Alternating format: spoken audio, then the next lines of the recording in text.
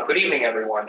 This is the February 21st, 2023 meeting of the East Long Meadow Planning Board. The roll call: Steve Anderson. Aye. George Kingston. Here. Cassandra Chersuelo. Here. Russ Denver. Here. Bailey Mitchell and Nina Fazio and myself, Jonathan Portia. Okay, first, is there anybody besides LCAT recording this evening? If so, just make yourself known. Seeing and hearing none. Is there anybody on Zoom? Thank you. That is doing that? Recording, John. Okay, perfect. All right, so moving into the approval of the February 7th, 2023, that's 2023 meeting minutes. So I think, did everyone have a chance to look at them, review them? Make a motion to approve. Second. Motion's been made and seconded. Any further discussion? Hearing none, all those in favor say aye. Aye. Aye. All those opposed? Abstentions, that carries. All right, first item, Mr. Clark. Site plan review waivers, case SPRW-2023-06. Request for a site plan review waiver for R. Morton Management LLC, DBA Goosehead Insurance. Insurance office at 200 North Main Street, Unit 4, Assessor's Parcel ID 25-4-4. In an existing structure located in the Business Zoning District. Applicant Raina Morton, 123 Bronson Terrace, Springfield, Mass. 01108. Environmental lawyer, spent his career in environment. He's here. Here he is. It's supposed to be here at 6. Okay. I looked Hey, Raina, we can't see you and we can't hear you on Zoom.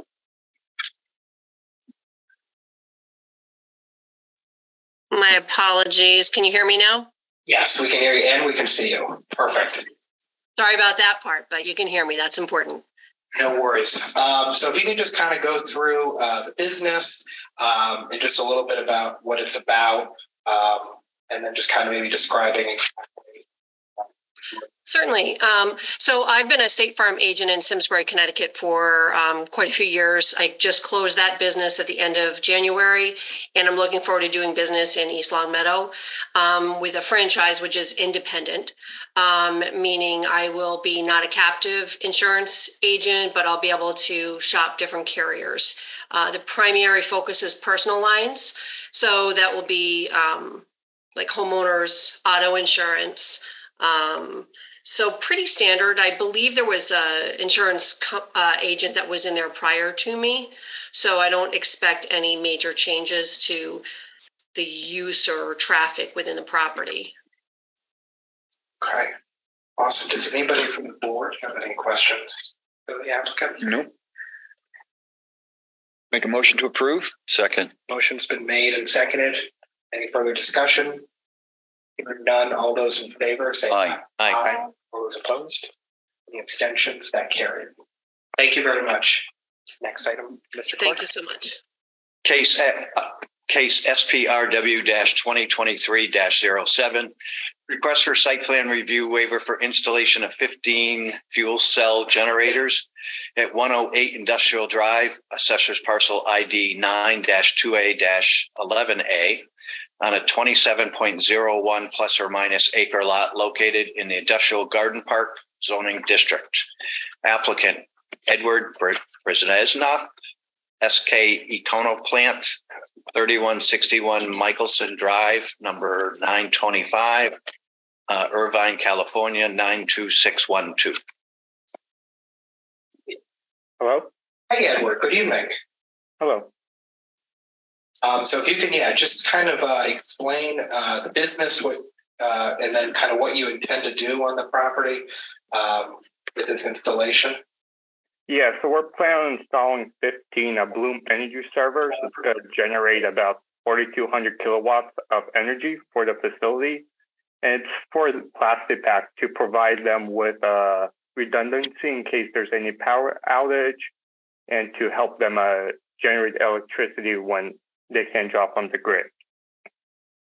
Okay, awesome. Can you just go in quickly to explain how they're kind of going to be protected against the elements? I'm assuming these are going to be outside. Can you repeat that? I didn't hear you. And just explain kind of how these are going to be protected against the elements, or these will be covered. Yeah, so each server has a protecting covering. So they're made to withstand inclement weather.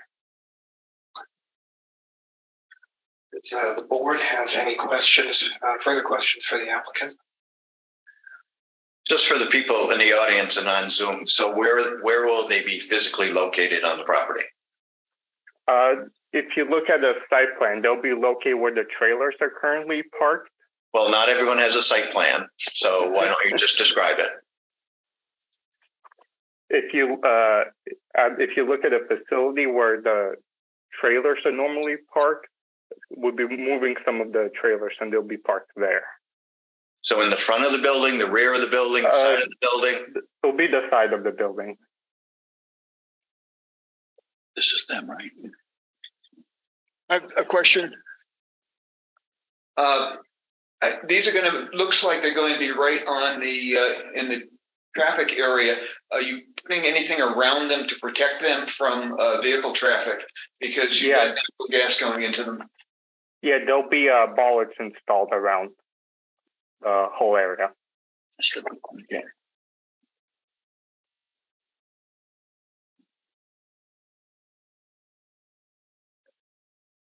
Further questions? No. Good technology. All right, do I entertain a motion? I'll make a motion to approve. I'll second. Motion's been made and seconded. Any further discussion? All those in favor say aye. Aye. All those opposed? Abstentions? That carries. Next item, Mr. Clerk. Thank you. Case site 2022-07, request for site plan review.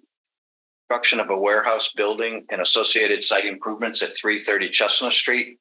Assessor's parcel ID 18-38-0, 40.35 plus or minus acre lot in the Industrial Garden Park zoning district.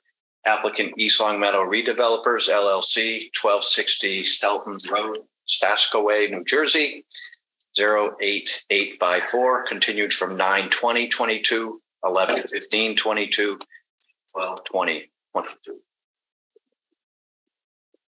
Okay, so I think how we'll start the evening, Mr. Lurk, if you can update us, kind of progress you need. Yep. Yeah. Hello. Thank you. Good evening, Mr. Chairman. Thank you. Any board members, thank you.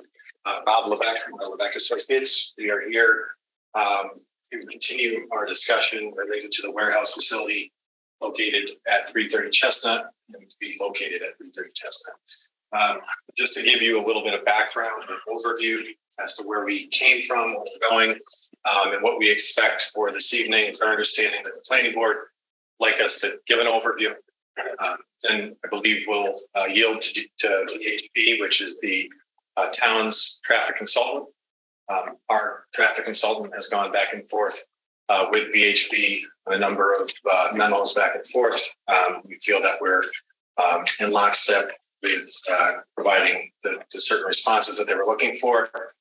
And then I'll give you a little bit of overview of what we have submitted and where we are today. So just to give you an overview, we submitted on or about August 4th. We had a September 20th public hearing. On December 20th, we requested to continue that continued public hearing because we were still working with the traffic engineer on our response, on their responses, et cetera. And that brings us to tonight, February 21st. During that time of back and forth, we submitted initially a supplemental traffic study as a supplement to the original planning board submission. Then we expanded that traffic study. That was McMahon Associates, our consultant. So they did the original submittal, and they also did the expanded scope based on the first planning board public hearing that we had on September 20th. Then we received a peer review from the town's independent traffic consultant, VHB. We then responded to the town's independent traffic consultant from our consultant, McMahon Associates. Then we have a VHB letter that was received stating where we stand with certain comments. We have a matrix that we've gone through and provided and go through later where we think we stand with the VHB review, but we'll let them do that as well. And then we also have some very minor information that's been submitted that describes minor changes to the site plans, minor adjustments and recommendations based on the back and forth with the peer reviewers. So we do have, just so everybody has the right information, there's a lot of people tracking this, but on September 9th, we had revision of the plans, plan revision A, which was entrance revisions prior to the first public hearing. On February 8th, we had revision B. Those were based on VHB comments. There's minor comments related to the site plans in the traffic memo, and we addressed those. And then we have revision C, which we addressed town comments, minor comments from DPW, water department, fire, etc. So if it's appropriate, Mr. Chairman, we'd be happy to yield our time to your traffic consultant. If you'd like, I can go further into what we discussed last time, but it seems like most folks probably would like us to move to the traffic information. Sure. So if we can have BBH come up and VHB's on Zoom. Is there someone from VHB? VHB's on Zoom. Oh, great then.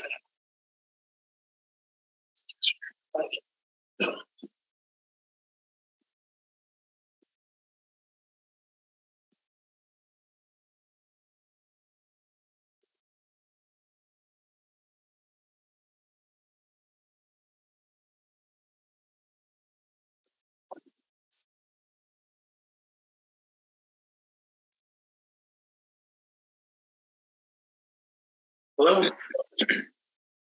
My name is Dan Kokoyanakis. I work with VHB. We've done a peer review of the McMahon traffic study. And I'm just going to go over some information as a general overview. So the traffic impact study, an updated report that was prepared by McMahon Associates, was prepared in a professional manner consistent with the transportation industry standards. The site plans for permitting prepared by R. Levesque Associates were also prepared in a professional manner. Based on the responses to our comments that we received, it has been made clear that a tenant at this time or tenants for the site have not been identified. There are various site operations that are unknown at this time due to this, such as hours of operation and days of operation. It's unclear if there will be a third-party service used for deliveries and what actual travel routes that they would possibly be using for both trucks and personal vehicles to and from the site. It's unclear if this facility will be open to the public in any capacity. So we are recommending that a post-construction monitoring program is implemented once the site is fully operational. This would ensure that the estimates and findings in the study are validated, and if certain thresholds are exceeded, then corrective actions would be required by the proponent to reduce any unmitigated impact of the project. Specific items for this monitoring program would be traffic counts at the driveways to compare to the trip projections for both passengers and truck traffic. Truck counts on Shaker Road north of Chestnut Street and Chestnut Street east of Shaker Road will be required. Pavement structural conditions on Chestnut Street east of Shaker Road and at both approaches of the rail trail. Chestnut Street east of Shaker Road is a residential area and the roadway may not have the pavement structure as other roadways in the project area. Cost can be substantial if the roadway needs to be rehabilitated due to truck traffic. Crash and safety data at the rail trail crossing on Chestnut Street will be required, or should be required, I should say. Although not a high crash location at this time, there will be a noticeable increase in traffic in this area since the existing site is not in operation. Transportation demand management program should also be developed and implemented by the applicant to help reduce the overall impact of passenger vehicle traffic on the adjacent roadway network, and direct truck traffic to the regional roadways designed to accommodate it. And there should be some consultation with the Pioneer Valley Transit Authority, PVTA, to evaluate if a need of service to the site is recommended. That's really all I have to add at this point.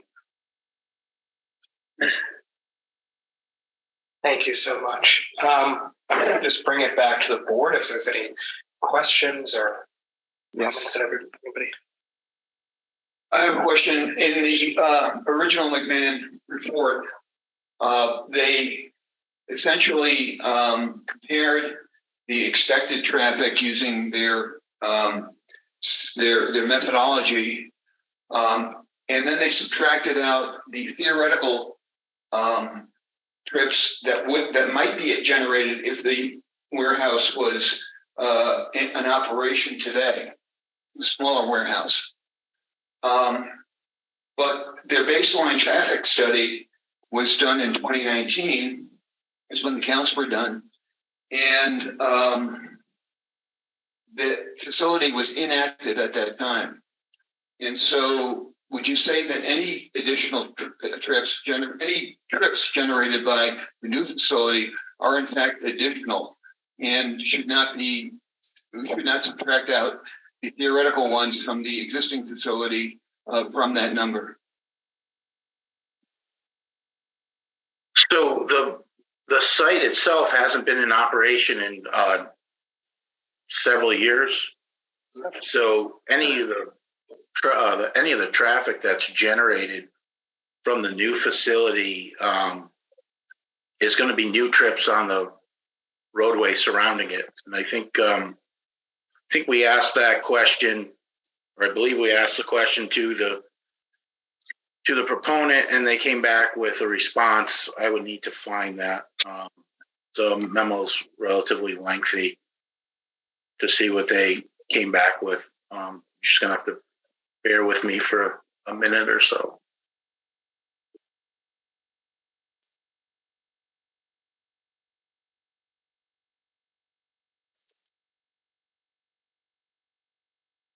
Referring to page 15 of the original McMahon report.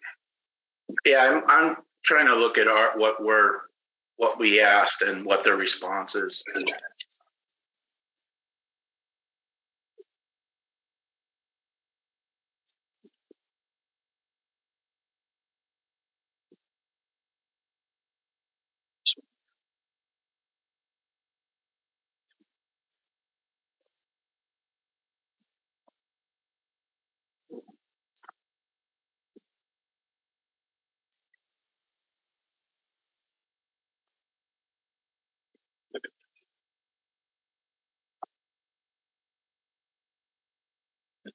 Mr. Chairman, we'd be happy to respond. And Yeah, Mr. Actually, I don't know how to say his last name, but Kokoyanakis. I'm not even going to try that. So we did. So I think the question was whether we deducted or took away trips from the existing facility. We did not. So there was one portion of our report that described the existing facility and the proposed trips. That was a separate table from the original report. All of the calculations that have been done have basically been based on the proposed facility. So there was a comparison done at one point in the original report. We did clarify that. There was questions back and forth. Thank you. Yeah, I'm sorry. I just found that, and what Mr. Levesque said is correct. They did a comparison prior to actually Comparison. they did a comparison of what the original site would have for truck traffic and what the new site would have, but their volumes that they presented are for the proposed site. So their trip generation that they presented in the report includes all the trips. It doesn't deduct anything. Do we focus on the intersection of Shaker and Chestnut? My understanding that intersections are rated A through E. Can you tell me what the current rating is with the current traffic? What the current rate or what the rating would be with the additional traffic generated from this site should that go through? And then what mitigation would need to take place to at least get it up to a level C? Are you asking me or are you asking the proponent? I'll take either one of you.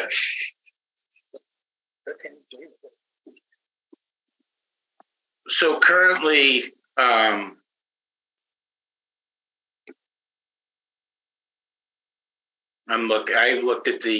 looking right now at the build condition, which is 2029. And at Shaker Road and at Chestnut, your eastbound level of service for 2029. Do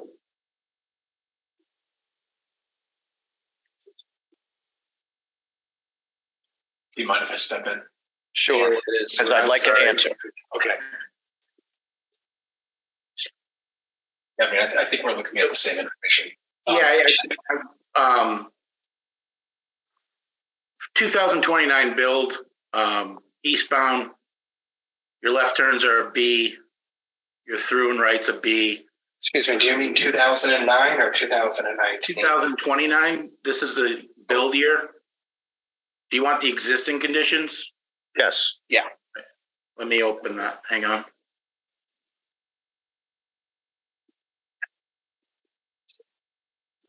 If I could, I have the information in front of me just as well. Sure. Okay, for the record, Jeff Bandini, project manager with Command Associates. We prepared the initial traffic impact study and then expanded traffic impact study as a result of the comments during the first public hearing and based on information from the board as well. So to answer your question, a lot of times when we do traffic analysis, we don't necessarily base it on existing information. What we look at is the no build, which means independent of the proposed project, traffic growth by other developments and regional traffic growth. So we like to compare a no build condition so that we look at what the proposed site would look at within the proposed development. So under the no build conditions, the intersection during the PM peak hour, which is the highest hour of the day, would operate at a level of service E, which is considered capacity. And then under 2029 conditions, it would operate at a level of service F, which is one step down from level of service E.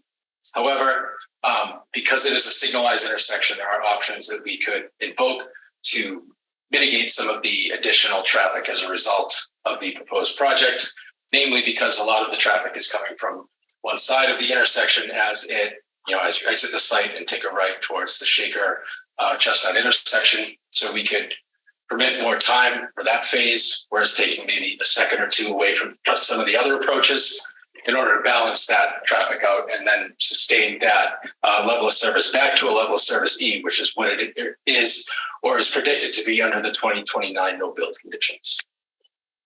So in English, okay, tell me level of service A is the best? Correct. F is the worst? Correct. Okay, beautiful. Thank you. Thank you for that. So you're saying that just with some timing changes to the lights, you could get that intersection to work perfectly? Not perfectly. Okay. We could get it back to, with the development, we could get it back to what it would be without the development by adjusting signal timing changes, because some of signals don't get optimized very often. So as shifts in traffic occur, whether it's small developments, large developments, shift in travel patterns, multimodal patterns, things like that. Sometimes it's prudent to take a second from one approach and give it to another that might see 5 to 10 more vehicles in a peak hour that maybe weren't realized when the traffic timing was originally implemented, which again, I don't have that off the top of my head, but it's not done very often. It's normally only done when a larger development goes in. So as smaller developments shift things around, sometimes there's an opportunity to improve operations just by tweaking the timings along. And if you actually, what physical improvements could be done to improve that intersection? I would suggest maybe visibility and striping. A lot of times you look at that for not only capacity, but for safety reasons as well. A lot of times lane markings aren't necessarily shown, and it causes drivers to hesitate and things like that too. So, nice fresh white lines would certainly go a long way. Sometimes there's signal visibility modifications that you could make. A lot of the older signals are the incandescent type. We see a lot of the LEDs now, so the lights are more bright, they last longer. So a lot of those go kind of hand in hand with the safety and capacity improvements that we would potentially recommend on a site like this. I'm not advocating this, so don't take words out, words Sure. from me. But not physically expanding the pavement, would that be optimum? The amount of pavement at that intersection? It's not always an optimal solution for a couple of different reasons. One, environmental concerns and runoff. Another that we've seen and heard a lot of comments from Mass DOT and a lot of our projects, the preference would be a narrower intersection. I know it sounds a little bit strange, but it's mostly for pedestrian safety to kind of limit the pedestrian crossing distance at the locations. So wider is not necessarily always better from an overall perspective. Sure, adding in left turn, right turn lanes and all that would go towards improving the operational statistics at the intersection, but there isn't always a good cost benefit ratio with doing that. Because, widening out for another 12-foot lane may only buy you an extra 5 to 10 seconds, depending on where that widening is occurring. Whereas there are certain drawbacks to doing that, across the board. And is striping of crosswalks and so forth part of all of this maximization of the intersection? We have not proposed any sort of plans at that time, and certainly we're in that discussion now. We've certainly gone to the length of proposing the timing changes, which is, something that we involve getting into the traffic signal cabinet, producing plans, submitting that. So there is some legwork associated with that, but we would certainly be open to discussions with the town about discussing what other, sort of low-hanging fruit might be available to improve operations and safety at that location. I know safety came up in the VHB letter with respect to the rail trail. We're certainly open to having discussions with respect to attempting to improve safety at the intersection as well. Thank you. Regardless of the nice bright stripes and the timing of the lights, at peak times, how are you going to fit 4 53-foot long trailer trucks going east on Chestnut Street to go south on Shaker Road at one time? Say there's 4 of them. Now you're talking 2 of them is 106 feet. Yeah. 4 of them is 212 feet. How are you going to handle that? How are you going to fit them in there? What if there's 6 of them? What if there's 4 more coming up north on Shaker Road? How are you going to make the turn? How is the regular traffic that's there going to survive and be able to go to and from where they want to go to and from to? How are you going to do that? I certainly understand the concern. There's no way. You can't do it. Right. And I believe in one of the tables here, we provided the number of trucks. And again, say there's 4. That's not saying that 4 are going to leave simultaneously. It's not saying they're not also. It's also true. So we have to go. We also, we understand that there's an operational benefit to not having 4 trucks leave at the same time, both for adjacent roadway traffic and for the operations at the site itself. On the application, the applicant stated they're going to use it to full capacity. So full capacity, in my mind, is at least 100 docks being filled at least twice a day. So ingress is 200 and egress is 200. That's a minimum. That's 400 vehicles in one day, and that's a low count. It's supposed to be more like 900. How are you going to make that work? How are you going to fit it in the area that has to fit into safely and allow the people that live in this town to go freely to and fro? How are you going to do that? How are you going to mitigate that? I understand that. The next.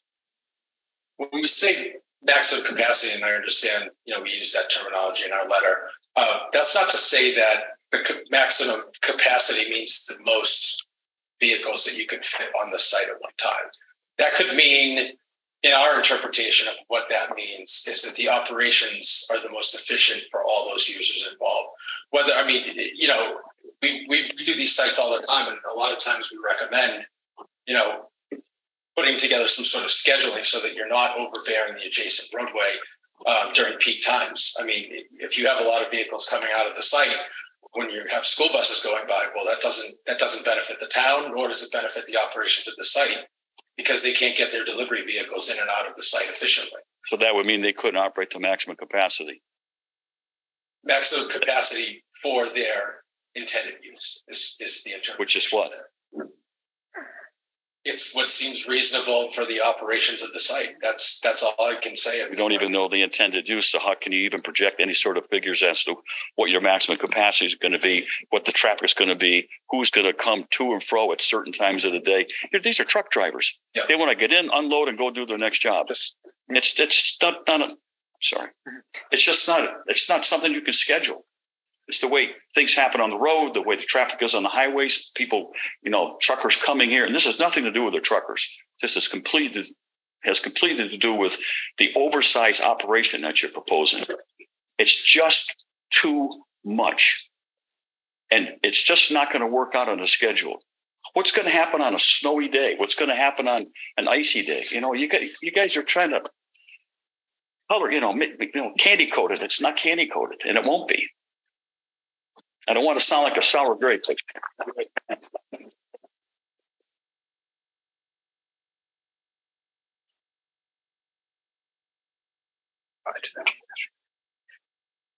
I wanted to kind of talk about now, I know we talked about the intersection, kind of give the audience, and based on the report, and maybe Mr. Kokoinax can step in as well. I think the biggest, area, obviously maybe of the interest of the audience, is Chestnut Road itself. And I think, what would be the response to the concern about the degradation of that road? Because obviously the traffic or the trucks will start there, whether they decide to go more towards Long Meadow, more towards the Shaker Road Chestnut intersection, and then either, down into Enfield or whatever, it'll be Chestnut Road that'll be kind of bearing the brunt of it. So if you could kind of, either one of you can answer, what might be able to be done for mitigation for that.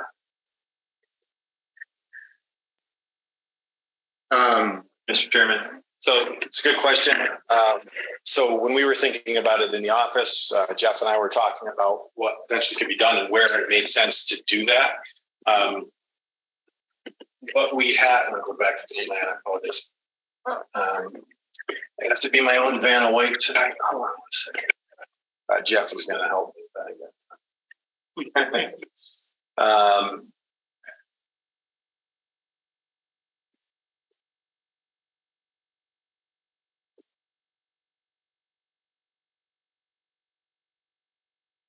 So we looked at the two entrances or exit entrance intersections off of Chestnut, and when you look at the analysis that McMahon did and VHB reviewed, on either end of Chestnut Street, adjacent to the site, there's a sight distance that truckers or trucks coming in will slow down, come to the site, and they'll also accelerate. So that is looked at, and based on the traffic study, it's approximately 300 feet of each entrance. So it seemed logical that we would look at Chestnut Street in front of our site, certainly, where we're making turning movements, which makes sense because you can rip up asphalt when you do that, and then 300 feet in either direction, which arguably brings you to the intersection to the east, and then 300 feet that way. If we wanted to extend looking at it to the Fields of Chestnut entrance or something like that, that felt more logical to the planning board, it certainly would make sense to us. If it's okay with the chair, I'd like to just go back to Mr. Punderson's question. Sure. So just from a global standpoint, not detailed traffic standpoint, but a global standpoint, we talked about 400 truck trips. we have about, in an 8-hour day, it's 480 minutes. I'm sorry. Yeah, right. So an 8-hour day, 60 minutes in an hour, 480 minutes to spread those trips over. I'm just going to just going to show you something right here. So if we just stop, I'm going to count for 10 seconds. 1, 2, 3. I won't bore you with the rest, but 1 minute, or less than 1 minute, right? It's not 4 trucks in an intersection. These trucks are equipped with brakes. These trucks go through this intersection every day. There's a facility right across the street. There's an industrial park. This is an existing facility. Obviously, it hasn't been open for a while. We understand that. But the reality is, Chestnut's a straight shot. We're willing to look at the pavement. We're willing to look at what we need to look at with the intersection from a safety standpoint. Certainly, the bike trail is something that we want to look at. But when we're talking about jamming 4 tractor trailer trucks into an intersection, that's not traffic science. That's fear. And I understand fear. I understand the fear of the butters. But the reality is, no trucker in the right mind, and there was a gentleman that was very knowledgeable at the last meeting, is going to barrel into an intersection with 4 other trucks going through. I think the other concern is that if those 400 not evenly distributed across the entire day, I mean, Right. at 5, at 6 o'clock, or even, God forbid, at night or later in the evening. And I think that's kind of the concern. No, 8 hours only being operated wouldn't sound too bad. And I want to clarify, that 400 is not our number. There's a specific number, and there's a trip distribution number, peak hour, evening, peak hour, morning.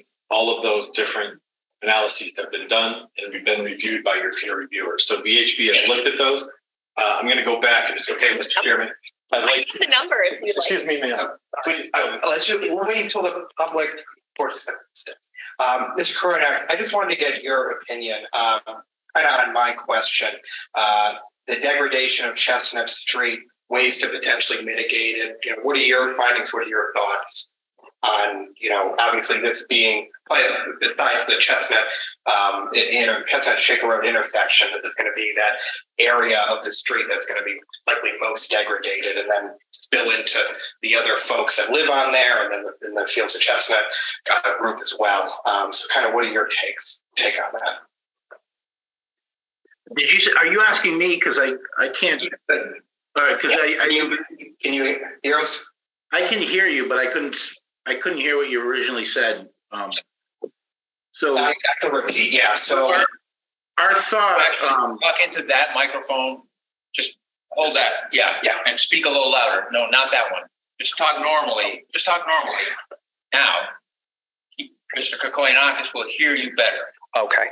So yeah, my original question was just what would be the degradation and kind of being able to help the issues that will come up with Chestnut Street being degraded as a result of kind of this new and increased truck traffic. What would be the ways to mitigate that specifically on Chestnut Street? I know we just discussed a little bit of the intersection. That'll probably be one of the more, if not the most impacted intersection of this proposed project. But what would be the mitigation of that street itself, especially as it relates to all of the neighborhood and the Fields Chestnut and the folks that live closer to the Longmeadow line? So, like as I mentioned earlier, one of our concerns was the truck counts on Shaker Road, north of Chestnut Street, and then east of Chestnut Street, and Chestnut Street east of Shaker Road. And the concern would be the structural condition of Chestnut Street in these areas. Now, Chestnut Street east of Shaker Road is a residential area. So it doesn't see the amount of trucks that Chestnut Street west of Shaker Road would see, because that is Chestnut Street in that area is in like an industrial park area. You have the original warehouse, and then you have the Lennox facility across the street. So the way we can't really describe what mitigation can be done until you do pavement cores to see, and test pits to see what you actually have for pavement thickness out there. And if that thickness can handle the amount of trucks that presumably could be traveling in the area. Now, without knowing what the tenant is going to be, right now we can only look at the trucks that are being noted in the applicant's traffic impact study. That being said, without doing any sort of pavement course to understand the thickness out there, we really can't tell you what mitigation needs to be done until something of that is like a pavement core, the thickness, to understand what the thickness is, test pits to see what the soil is underneath that, what this road can actually handle.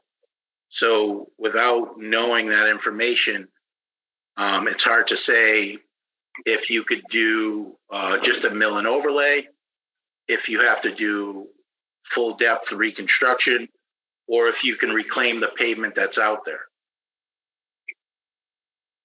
Does that make sense? Yes. Yeah. Does anybody have any more questions on the board before we open it to the public? I'm going to reserve my comments for later, because I have a lot of them. Okay. Mr. Chairman, if we could, if possible, before you open it up to the public, we would like to go through the slide that we have before you. Some of the overview and some of the questions that might come up, not only from the board, but questions from the board, we believe have been addressed. We just want to clarify. It'll be less than 5. How about Thank you. Darren. Thank you. Again, thanks, Rob. So here's a list here of some of the higher notes of the issues that were addressed by VHB.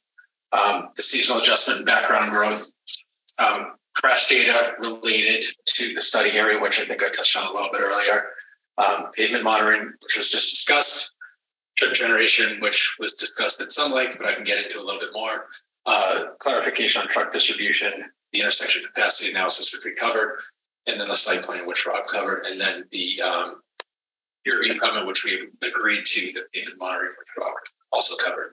So, Rob, if you could, the next slide.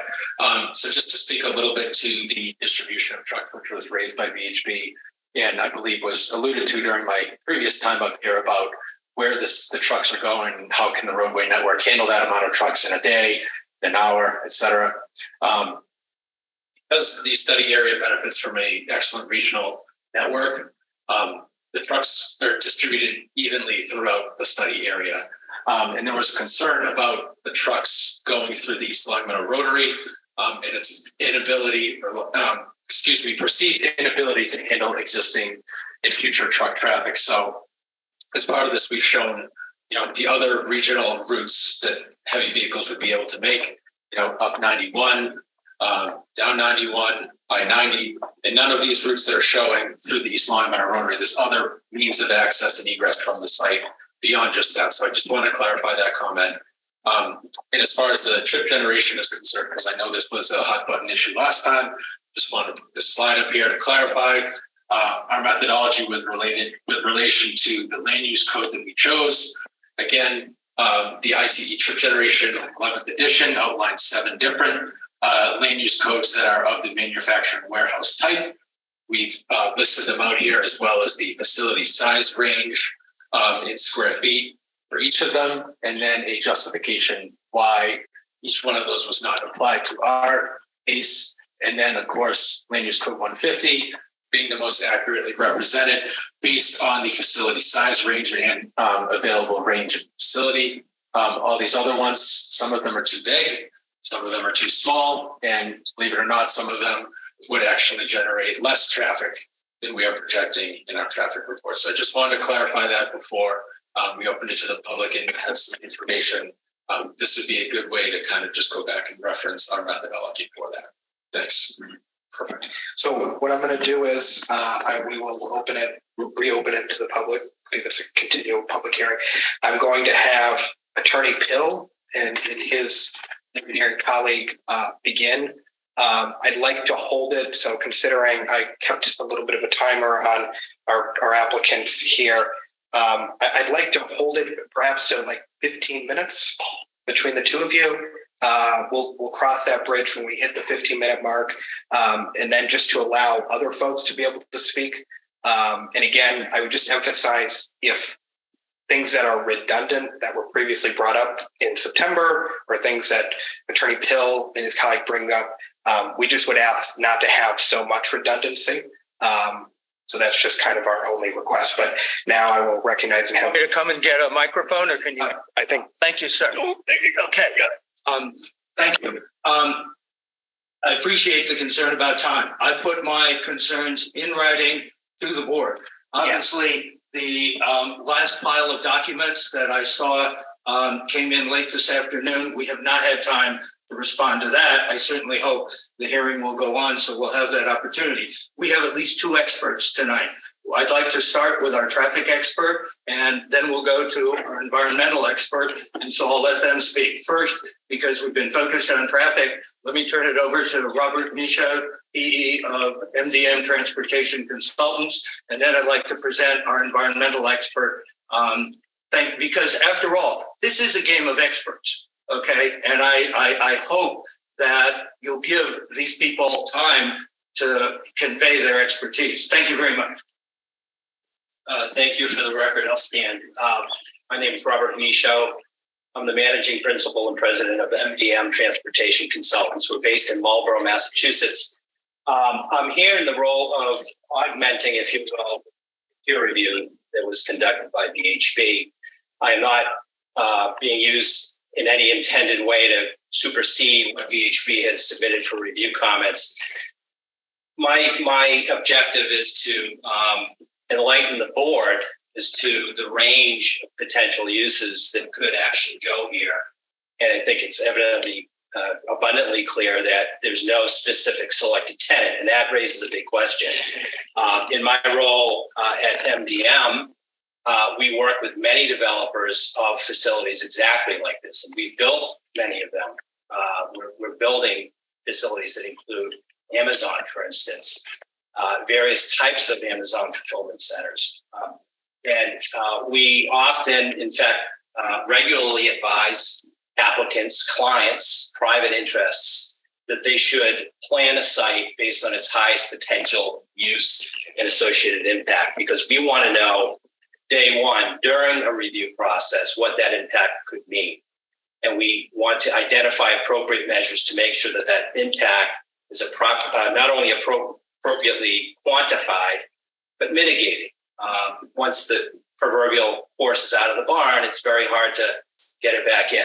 Right? And that's the idea. It's abundantly clear from the application material itself that the proponent, and they repeatedly cite this, intends to use the building to its maximum potential use in accordance with zoning. And that could mean many things. The application of a generic land use category called warehouse certainly provides some basis for impact, but it doesn't envelop potential high and low ranges of impact. And all of the warehouse facilities that our firm has prepared, as well as those that we review for municipalities, the common denominator is to look at and bracket what those low and high impacts could be. That hasn't been done in this case. And while I appreciate that the consultant has identified potential uses, fulfillment center, for instance, high cube parcel warehouse, general warehouse, cold storage, and a whole host of other categories defined in the industry, they're dismissing the potential for some of the higher generating categories of warehousing in this case, right? Particularly high cube warehouse.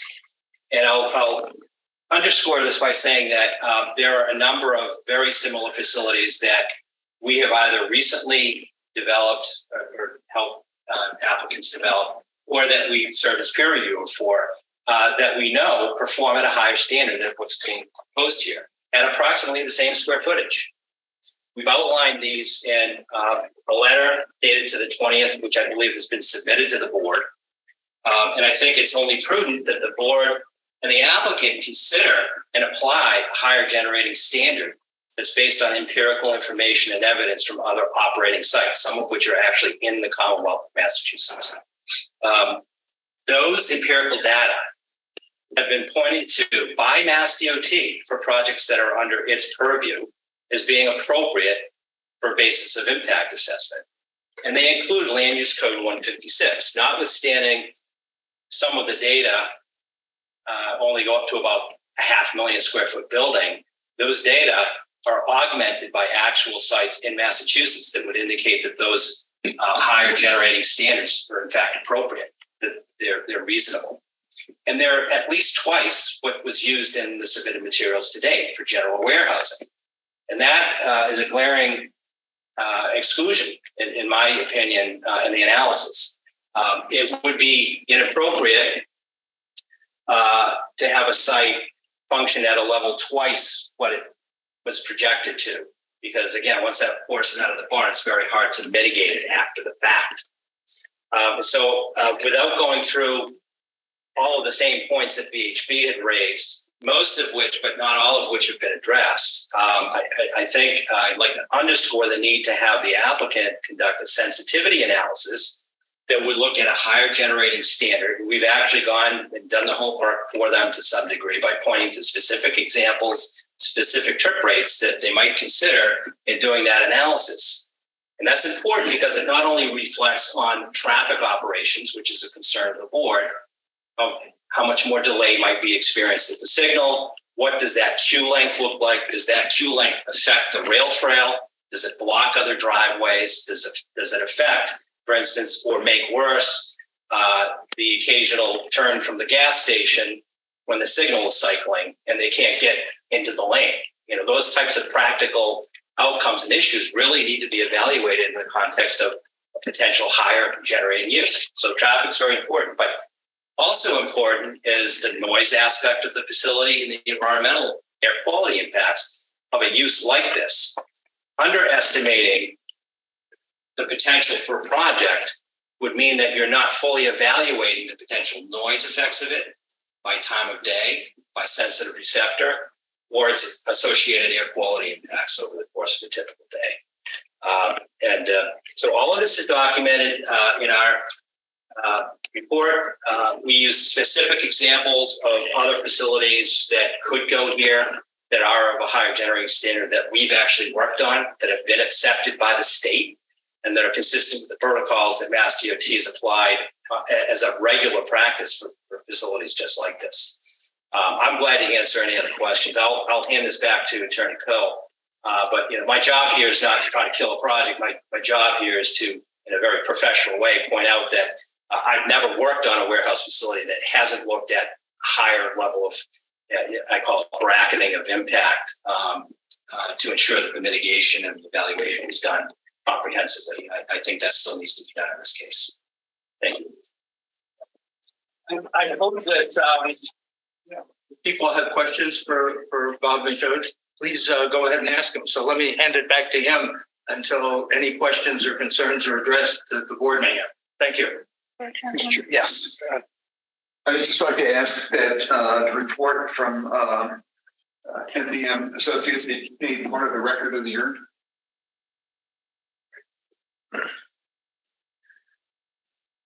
I have one basic question. So you said you worked on a lot of projects, including in Amazon. So 20 miles down the road in Windsor, Connecticut, there's a major Amazon distribution facility. Are they likely to build one here in East Long Meadow, being that close?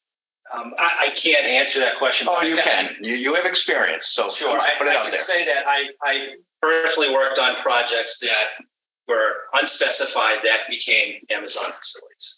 I can say that with certainty. I can also say that even within the category of the Amazon type facilities, there are variations of that, quite frankly. We've recently worked on a facility in Westboro that's called a mini fulfillment center. Its footprint is much smaller than what you would typically see in a traditional warehouse project. It was only 170,000 square feet. But its intended use was as a so-called middle mile facility, right? It's a facility that would contract with civilian drivers for 4-hour blocks of time to deliver goods to a subregion, if you will. And those types of uses don't need large footprints. And those types of uses could fit certainly as a component of a building like this, and it should really be considered within that impact bracket that I mentioned. So it's certainly possible.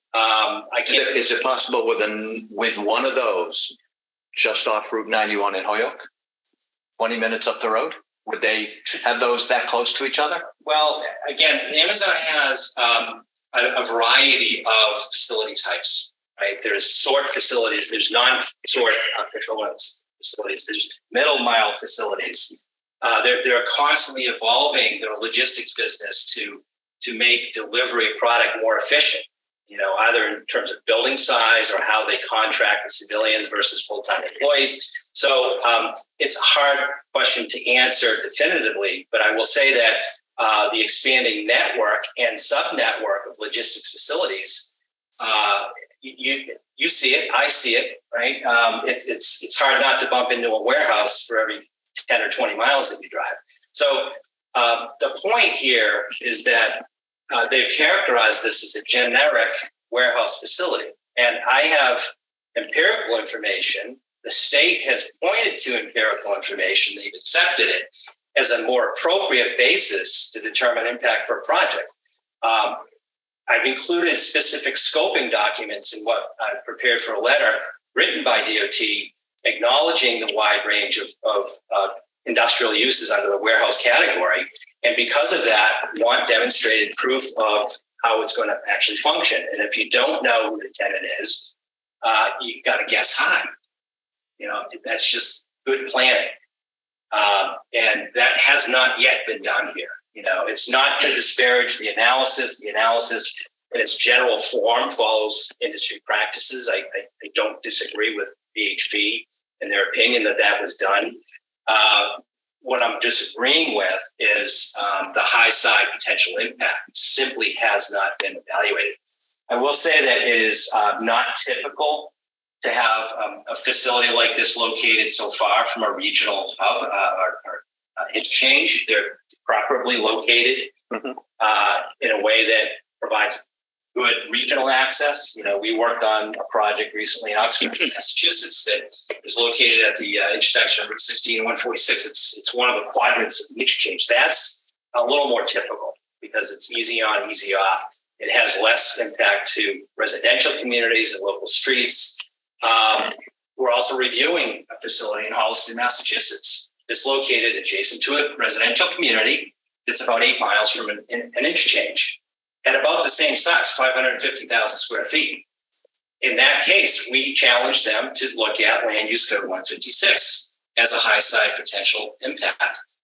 In that case, they did that exercise and they identified additional impact and associated mitigation to support that. So at the end of the day, in that process, we have a good understanding of what could happen on the high side and what the mitigation requirement is to accommodate that, as well as specific measures to avoid local neighborhood impacts. There, as a point of reference, there were truck restrictions or truck exclusions, if you will, that were implemented along residential streets because of that project, that were an outcome of that process, because those types of impacts were considered during the current planning process, not after. It shouldn't be a let's guess and then just measure it later and figure out how to deal with it later. It really should be let's guess high, let's mitigate that that issue and monitor it after the fact. And to the extent it doesn't perform according to how the analysis looked, then there are countermeasures that can be considered. So that long-winded answer to your question. Thank you. Very good.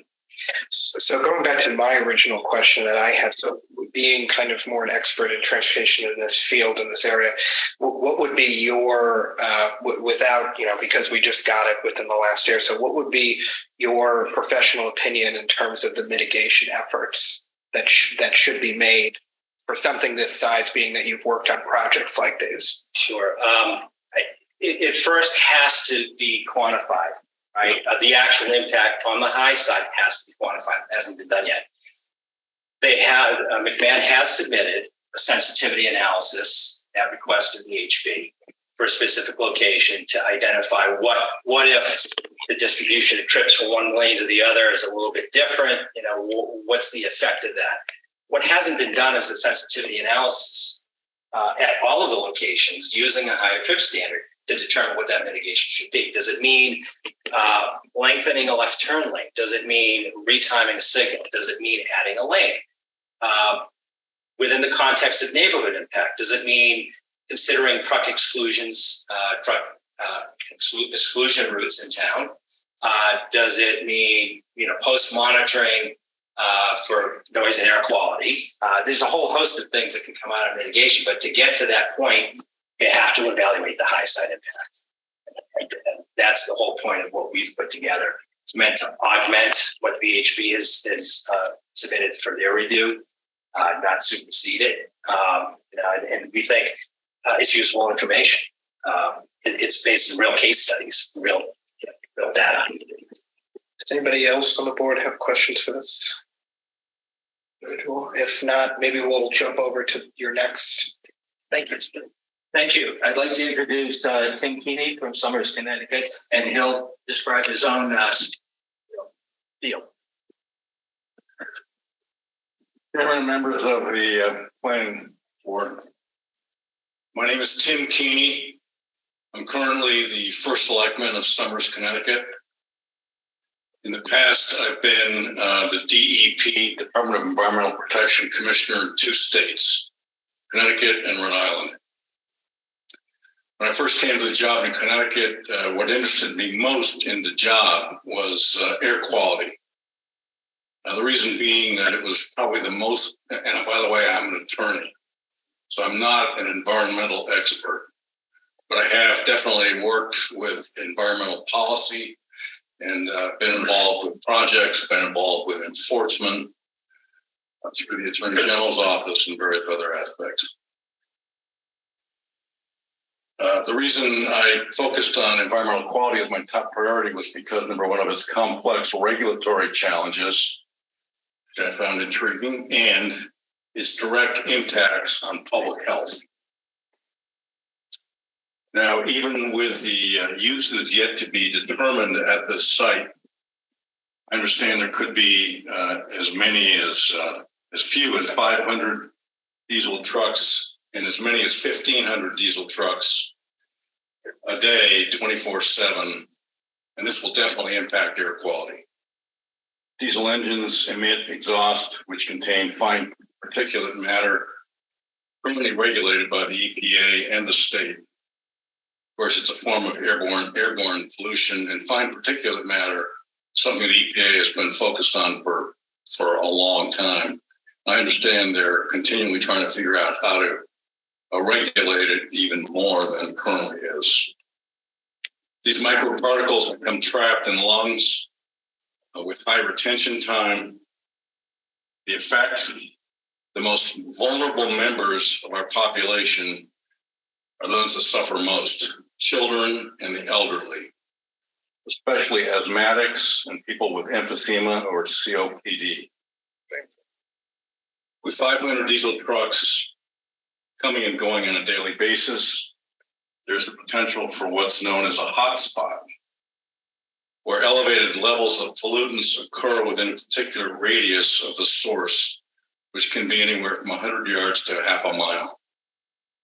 A major function of local government is to protect public health, and I'd like to refer to Dr. Paul Salva's written testimony. I'll be handing that in. I'm sorry he wasn't able to be here tonight. Okay. I've known Dr. Salva for many years. He's a very credible individual, and he's one of the few pediatric pulmonologists in this part of the state. Dr. Salva says, and his testimony, I'll read it, it's not one take long.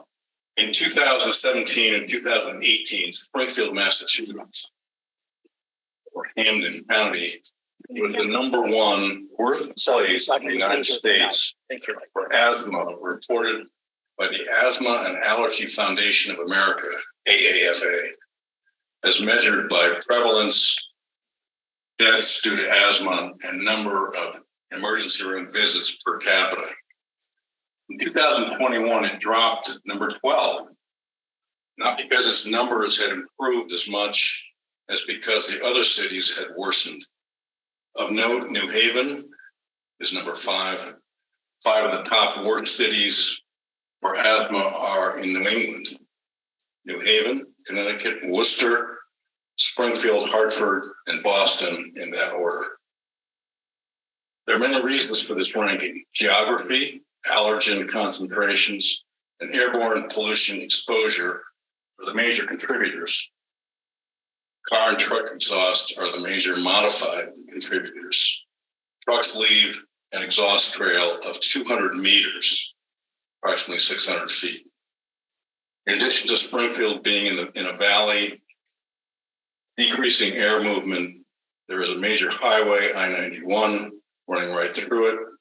There are hundreds of research articles showing that small micron exhaust particles are highly respirable, damaging the lungs and the heart. While this is true for everyone, it is much bigger issue for people with asthma or emphysema, as their ability to exhale is impaired, leading to greater deposition of pollutants in their lungs.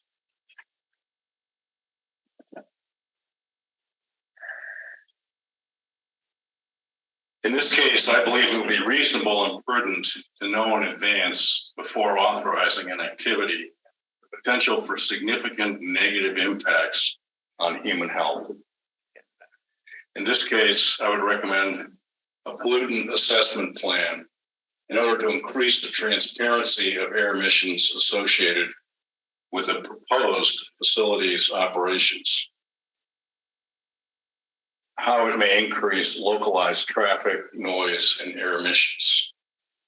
Factors to consider. Some of these are obvious. How many trucks, age of the truck's engines, newer engines produce fewer pollutants. How much idling while queuing in line. In addition to the proposed pollution assessment plan, I would require monitoring of air quality around the site during operations. Thank you. Yes. Before you sit down, because every word you say is part of the official record, you said there were going to be upwards to 1,500 trucks. Where'd you come up with that number? There could be. Where did you come up with that number? Mr. Dan Rulier.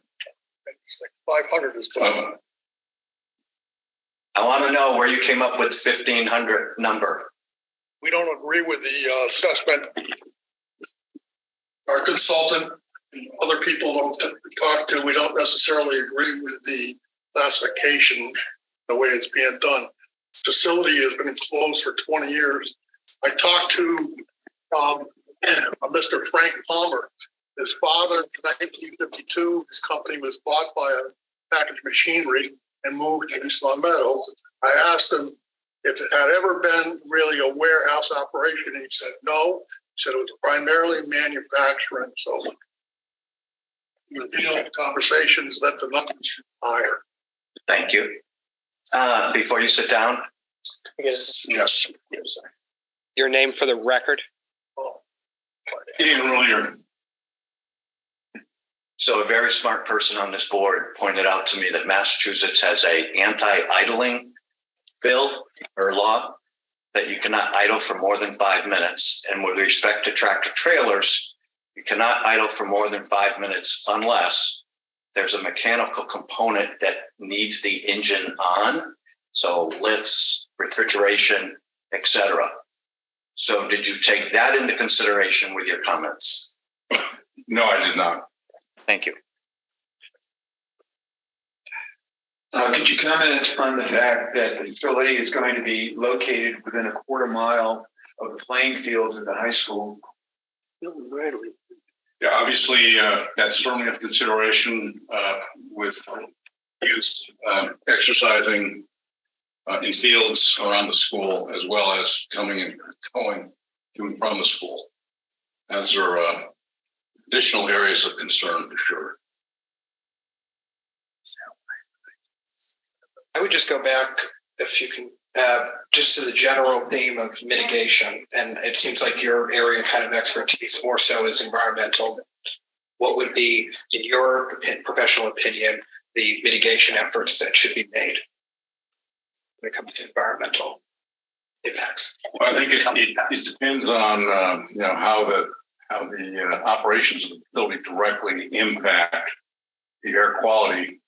And how that impacted air quality can directly affect those most at risk. So it really depends on what the number of, as I said, number of vehicles, whether or not there are idling times, truck engine types, as to older, newer truck engines. It's difficult for me to say without more detailed information what mitigation would be appropriate. I mean, that's sort of just based on what you've seen so far.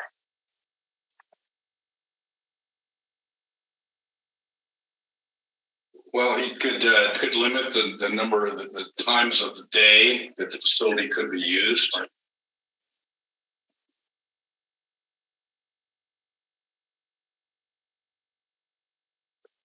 The number of vehicles that would be allowed in and out of the facility.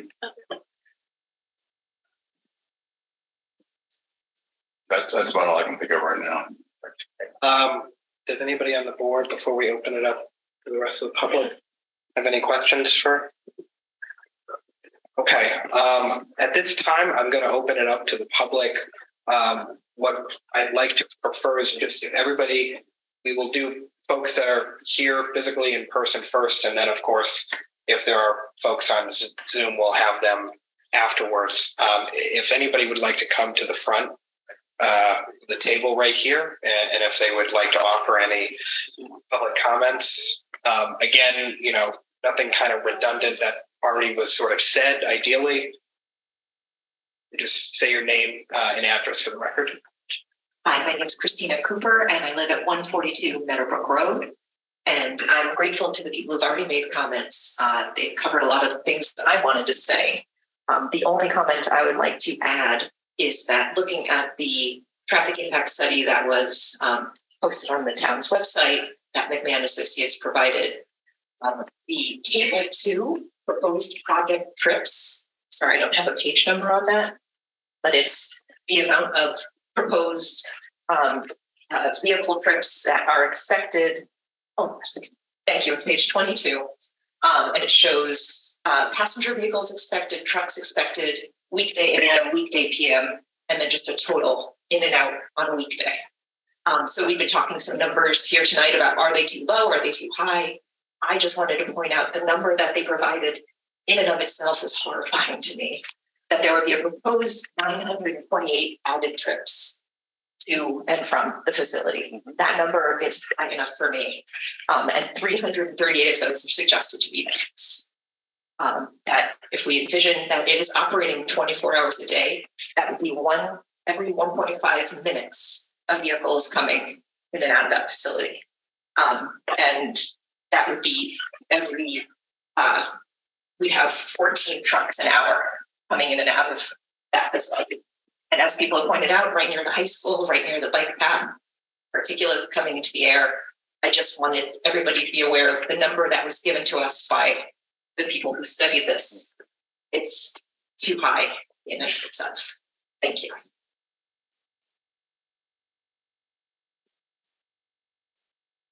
Anyone else like to make a comment?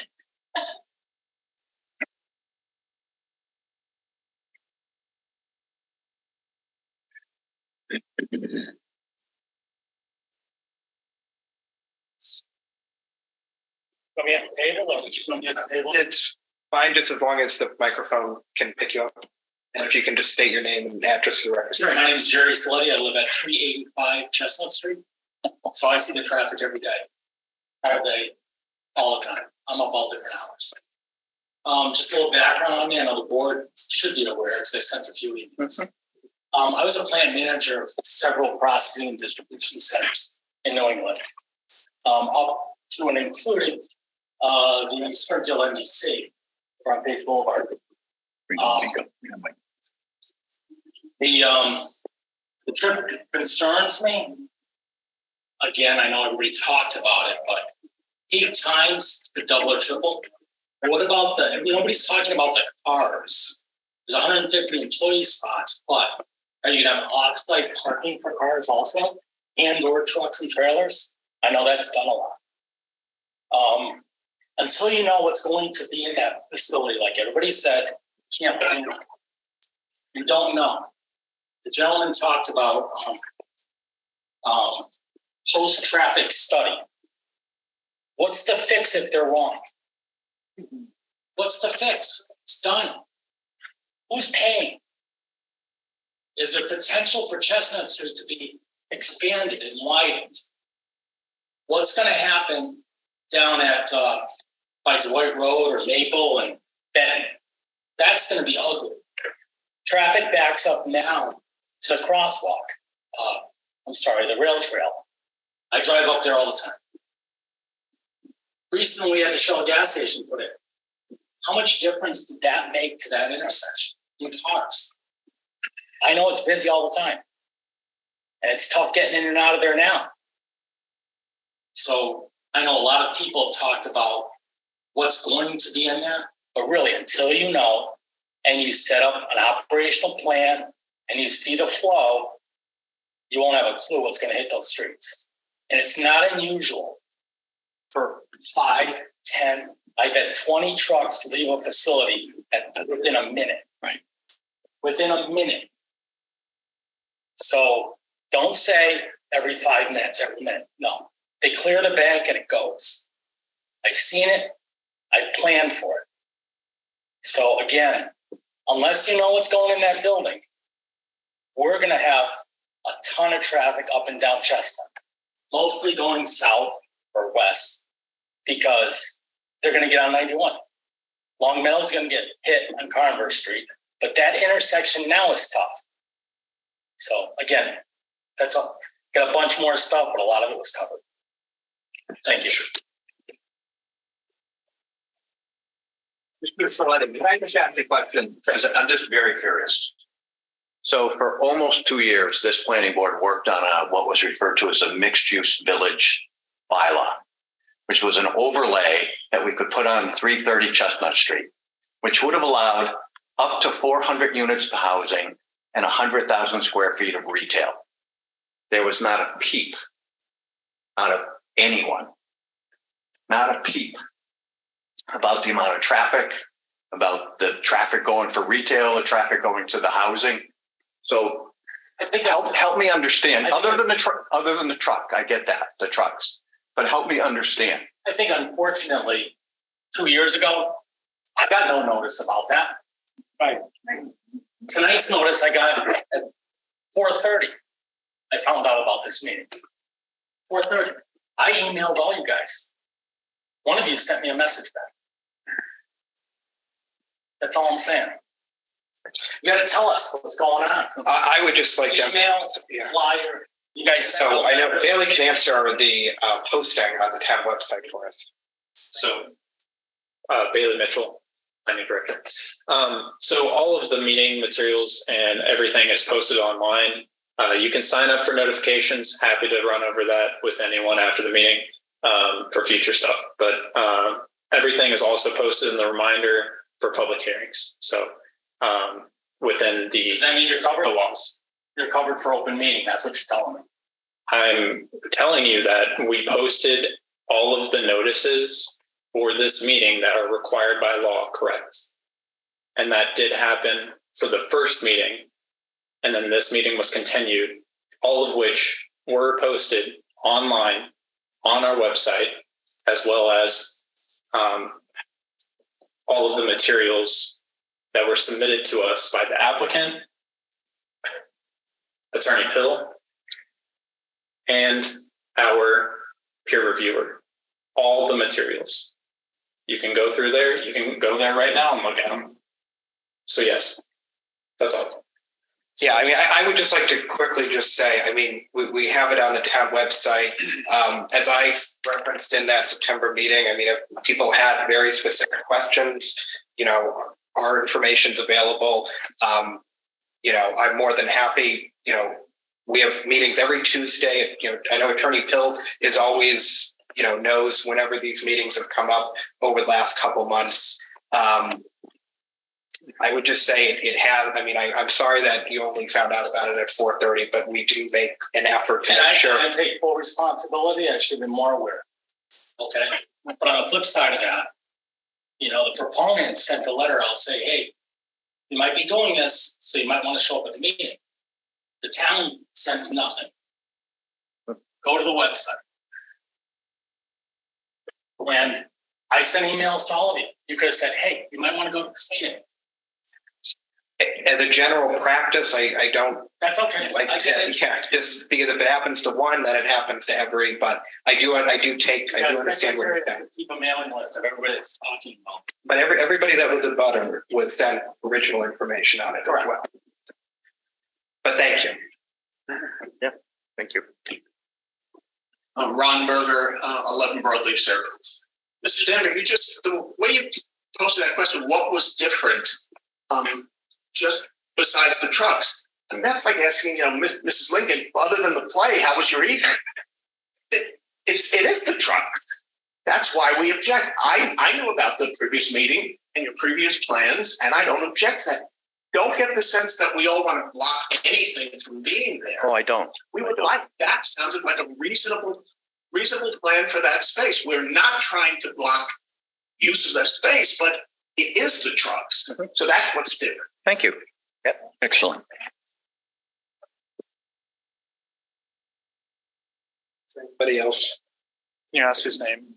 Oh, your name and address for the record, if you didn't already. I did give it to you. Ron Berger, 11 Broadleaf Circle. Okay. Hi, Paul Silverstein, 59 Fields Drive. 2 quick ones. Are there any town laws regarding the use of commercial drones? I am not aware of anything in our. You know where I'm coming from. That is regulated by the FAA. That's all I know. I mean, as far as I know, I can not speak to the factual evidence because I would have to look into it. But off the top of my head, I don't think there is a bylaw within the town.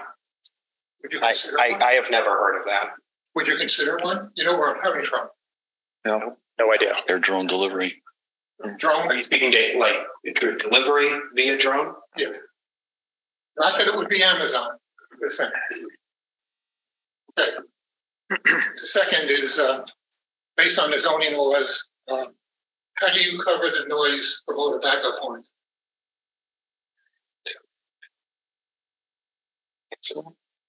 Good question. I mean, zoning board, no light, no sound, no pollution, no this, no noise. Your backup. Yeah. So what I'm aware of it and the information that I've gathered from it, a lot of it is regulated at the state level. So we speak to the design and putting conditions on a site, like obviously the one that we're speaking about right now. But a lot of the environmental, there have to be certain thresholds that are hit for certain environmental reports or triggers to be made. A lot of it is regulated at the state DEP level. I don't know if anybody else from the board wants to add on to that, but I guess I know that was one of my questions when we first dove into this, and I got a better idea of just sort of the limitations, at least on the environmental front, that the town has as it relates to a site that isn't allowed use. Well, you put in there noise pollution, and pretty clear, and you're going to get back up. All night. From the mail, that wouldn't know. And not as often as I'm going to hear in the new one. But what is your zoning laws? You have noise pollution. How is that? How are you addressing that? Are you asking about enforcement? I'm asking about what the threshold is. You can look that up on the zoning bylaws. Or within the noise ordinance for the town. The town does have a noise ordinance. Yeah. there's enforcement mechanisms that are existing. Here's the memo that are existing. So I think I'm thinking, is that what you're referring to? So that would be more of an enforcement issue. It's not a function of the board. Which yes, would be a building inspector issue. Well, partly enforcement or mitigation. Like a 50-foot wall might be nice. Yeah, I mean, I don't know. Yeah, what you meant between there's enforcement, and then there are mitigation efforts that can be considered. But in terms of enforcing either existing noise or future noise after sort of, as the reference has been said, after the horse has been left out of the barn, but there are conditions that the board can consider and make as it relates to noise. Still 50-foot wall between me and the facility would be mitigation. We would have to consider that. I don't have a particular opinion on a 50-foot wall. Thank you.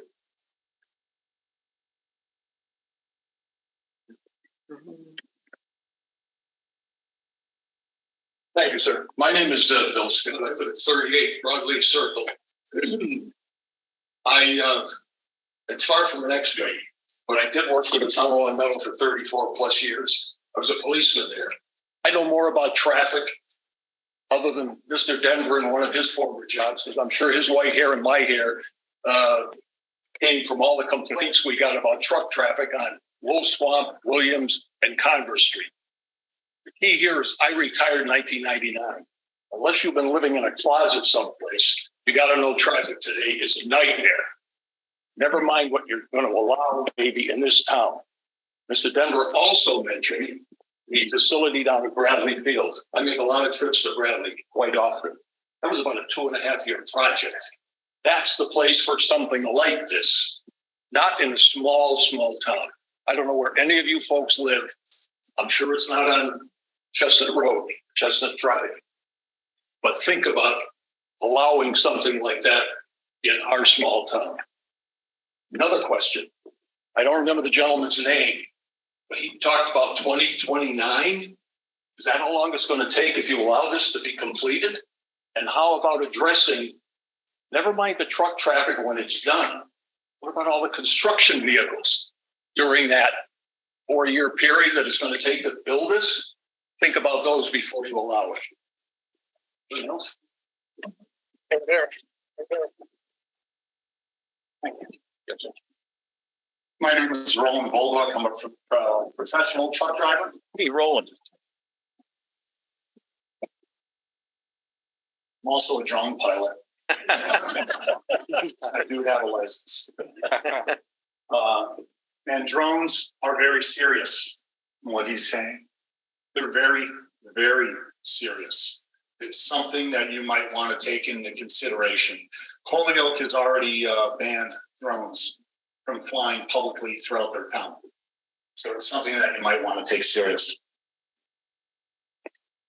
Sorry, I got to get old and put on my glasses here. Shaker Road is now an E and goes down to an F after development. That's putting it gentle. What is lower than that? Is there something lower than that? Because you're going to hit it.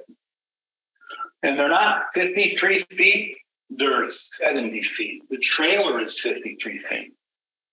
So the truck itself is actually 70 feet long. Which could be larger, smaller, depending on the Yeah, it could be smaller, but 70 feet is usually the maximum length because it's a lot more difficult to get around, because 70 is difficult enough to get around on town streets, especially like East Long Meadow, especially on the Shaker Road from Chestnut.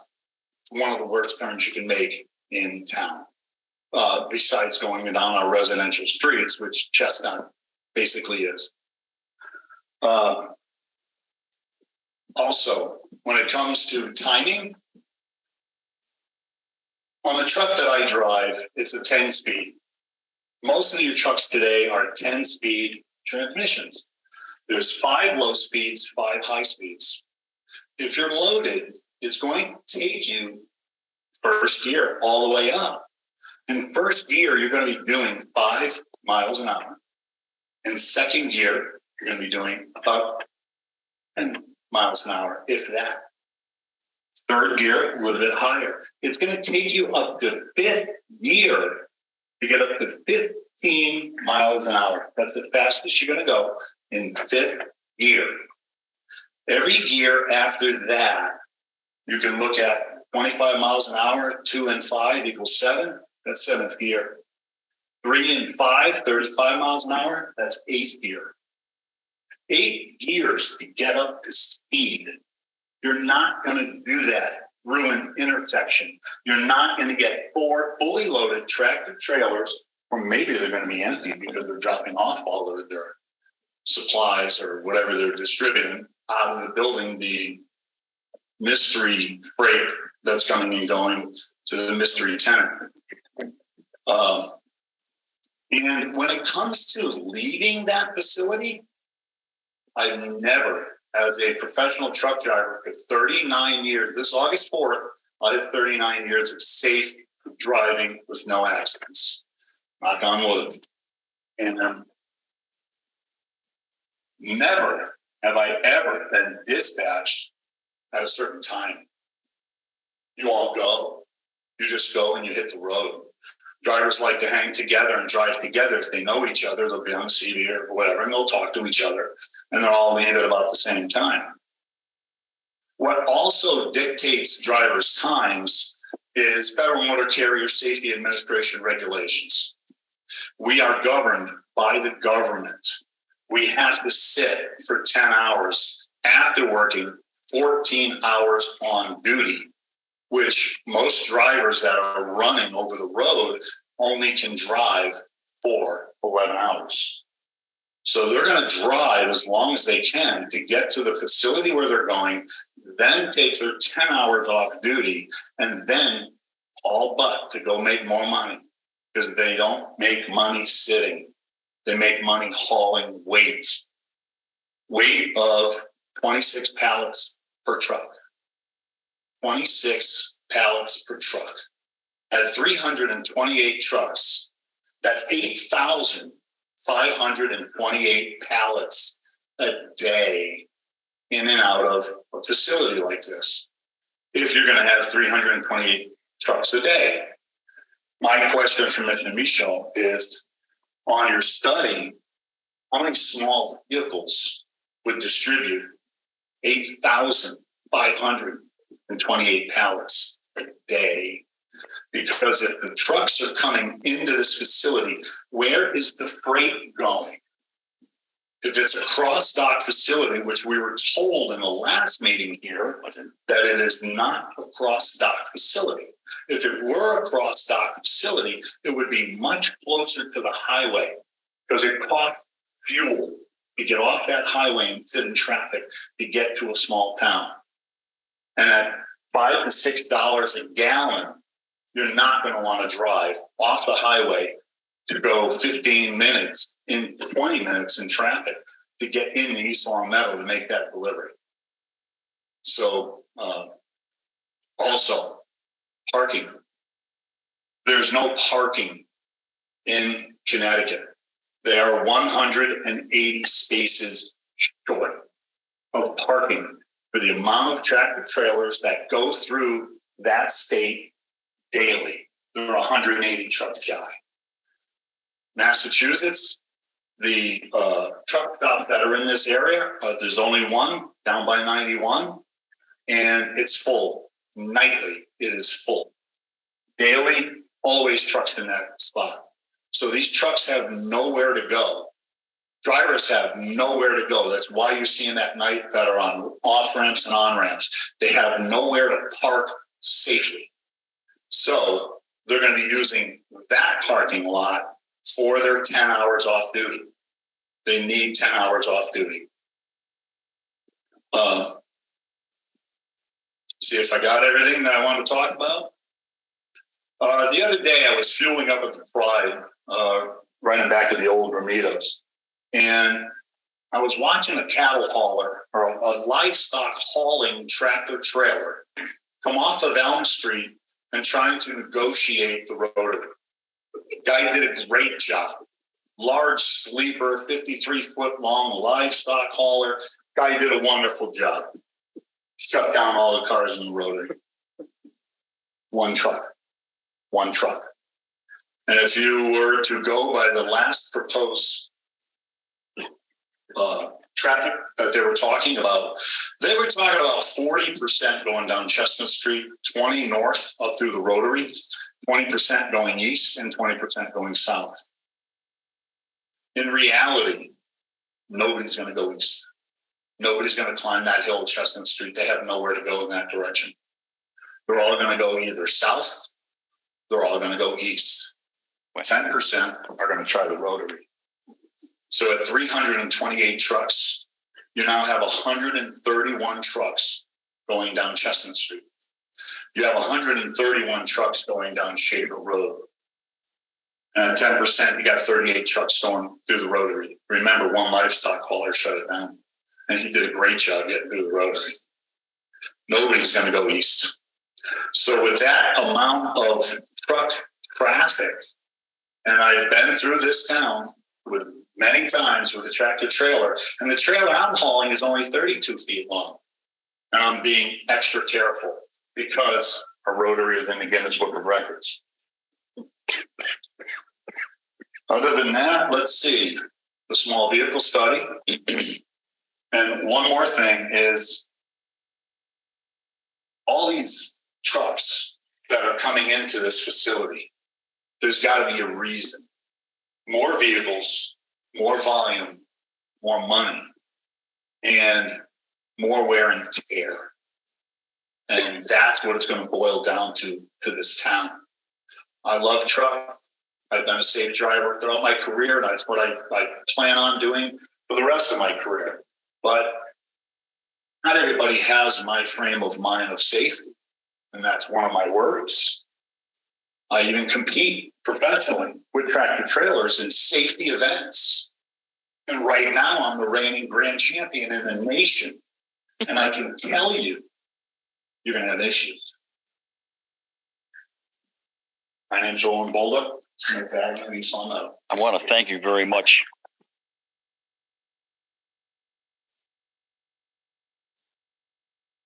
Effective. I drove a 10-wheeler around here for 15 years, oil truck. I've been down Chestnut Street in ice, put the right front wheel literally in the snowbank so I didn't kill anybody down the intersection. I've seen how it goes wrong. I've seen a snowy day on Wilbraham Road when there's 3 miles of traffic and people stuck. 10-wheelers, me, other oil trucks. It doesn't work out on a perfect table like they want it to work out. It's not reality. You have spoken the truth, and I thank you. Thank you.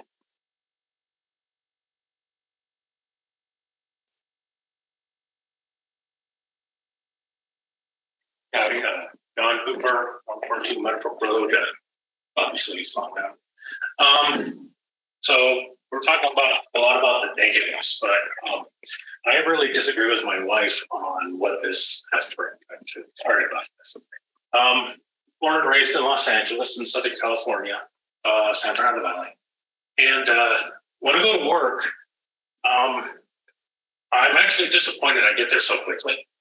I'd really like to have an extra 10 minutes in the car each way to listen to my radio because it usually cuts out a little too quickly. So I want people to think about just the enjoyment they can have there. I was in the San Fernando Valley in the 70s, little kid, and we had smog alerts.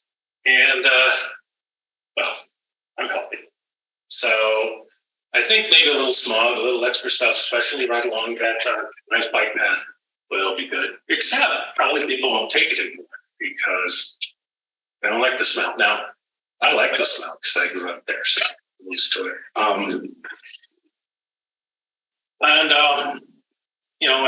Unfortunately, I have this thing called aphasia, so I can't remember names, but the nice gentleman who was the truck driver. I want to say, unlike anybody else here, I really don't like bicyclists too much. So the next time one gets run over at that bike path, it'd be fine with me. Take one more off the road.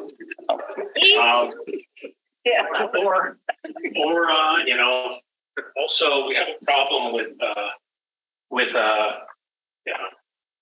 housing being too expensive.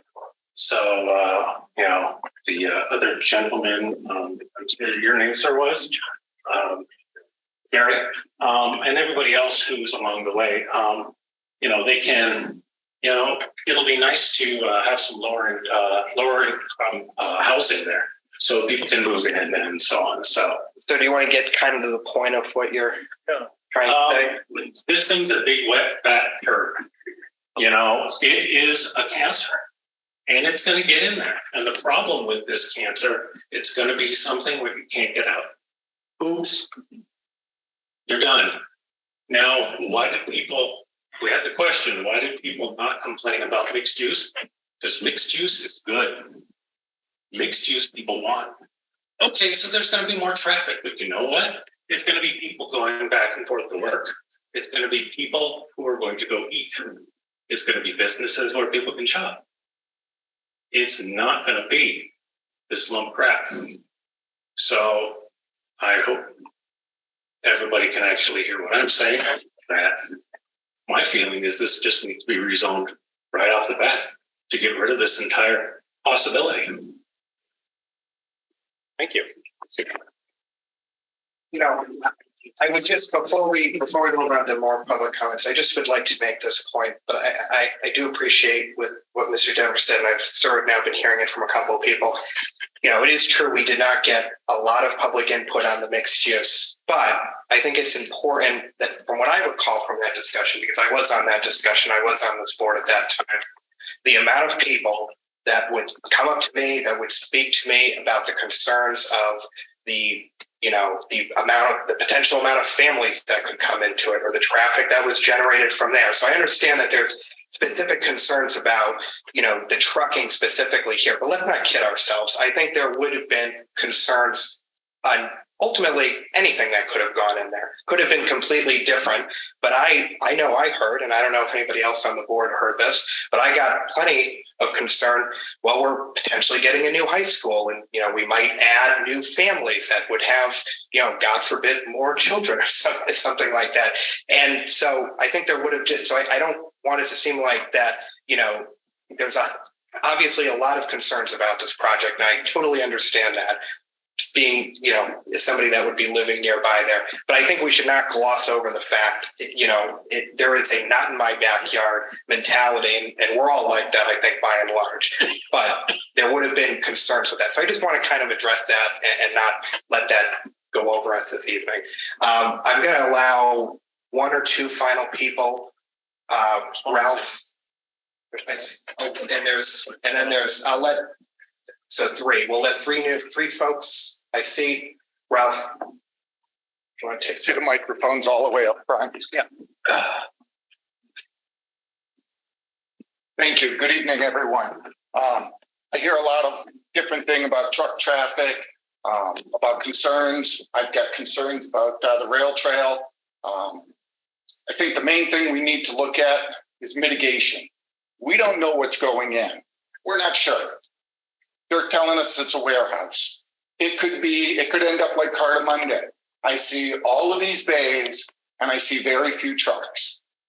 I don't think it's going to be like that. I think it's going to be a lot busier than that. It's going to be a new construction. People are going to want to get in there. They may divide it up into 4 different businesses or something. I don't know. I don't think any of us really know what's going in. So we need to do what I would consider a mitigation fund. We need to set some money aside to take care of the road if it needs it. If the tractor trailers are coming out and they're doing damage to the road, we should have money set aside up front to mitigate that. If there's a problem with the intersection, we should have money set aside to mitigate it. Look at the rail trail. I mean, I have been a proponent. I've asked from day one that we do a sensor on each side of the rail trail that senses people walking and automatically turn on the lights. I can't tell you how many times I've come down the hill and caught someone out of the corner of my eye that just refuses to push the button to get the lights to flash to walk across, and they just walk in front of cars. I mean, at least if we did something like this, it's a small fee and it's safety. I hear talking about the trucks coming out. Obviously, they're not going to hit 5th gear or 8th gear. There's a light right there. There's a light close by. I'm actually glad they're going to be driving slower, especially with the rail trail there. I was in California recently and entering onto the highway, they had lights. Light would go green, one car would go, it would stop. Be red, waited the X number of seconds before it allowed another one to go. Something like that may be considered. If this is a super busy place, maybe at the exit. Hey, listen, they've got to wait so long before the next truck can come out so that you don't have 5, 6, 7 vehicles packed up. I mean, these are things that we have to think outside the box for. This is an allowed use in an allowed zone. We go way back with this industrial garden park. It was built there for a reason. It was built for industrial. We put it on the south side of town. The residents voted on this purposely to keep it on the south side of town. It doesn't mean we can't mitigate the problems. Look to put a fund together. Look, maybe, you know what? There's too much noise from the backup alarms. Use the mitigation fund to mitigate it. You know, maybe it's planting more trees. I know along the rail trail, I looked at it. I'd love to see some hemlocks instead of that retaining wall there. I mean, these are all things that we need to think of. We need to put money into a fund so down the road we can look back. Because even if it goes in today, it doesn't mean the same facility is going to be there in 10 years. They're going to, oh, that use didn't work, we're going to do this. I mean, things change, and we've got to be prepared for it, and that's what I'd like to see. Thank you.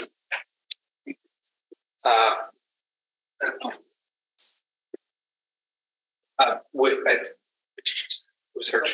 Yeah. No problem.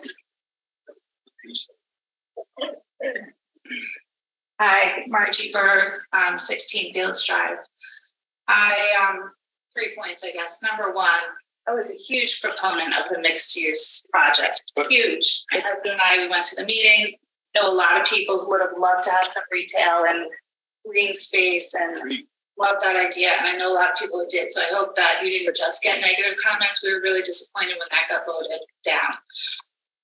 2, I'm unclear as to why I haven't heard anything regarding the traffic studies, how it's going to impact the intersection of Chestnut and Dwight or Benton, whatever that is right there, because that seems just as or even worse than the Shaker Chestnut intersection. Even now, a truck can't get around that corner taking a right.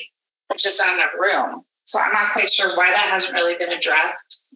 And number 3, I just want to put an exclamation point on this whole notion of, you know, the horse is out of the barn, because the whole concept of having the proponent monitor the activity after the facility's already built.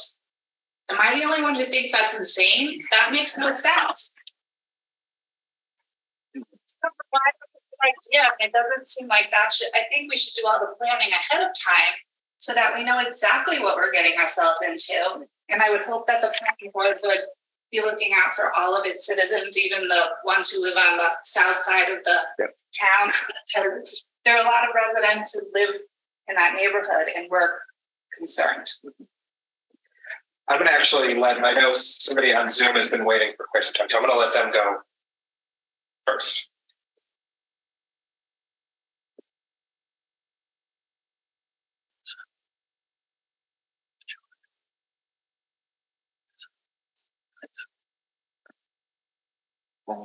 Date.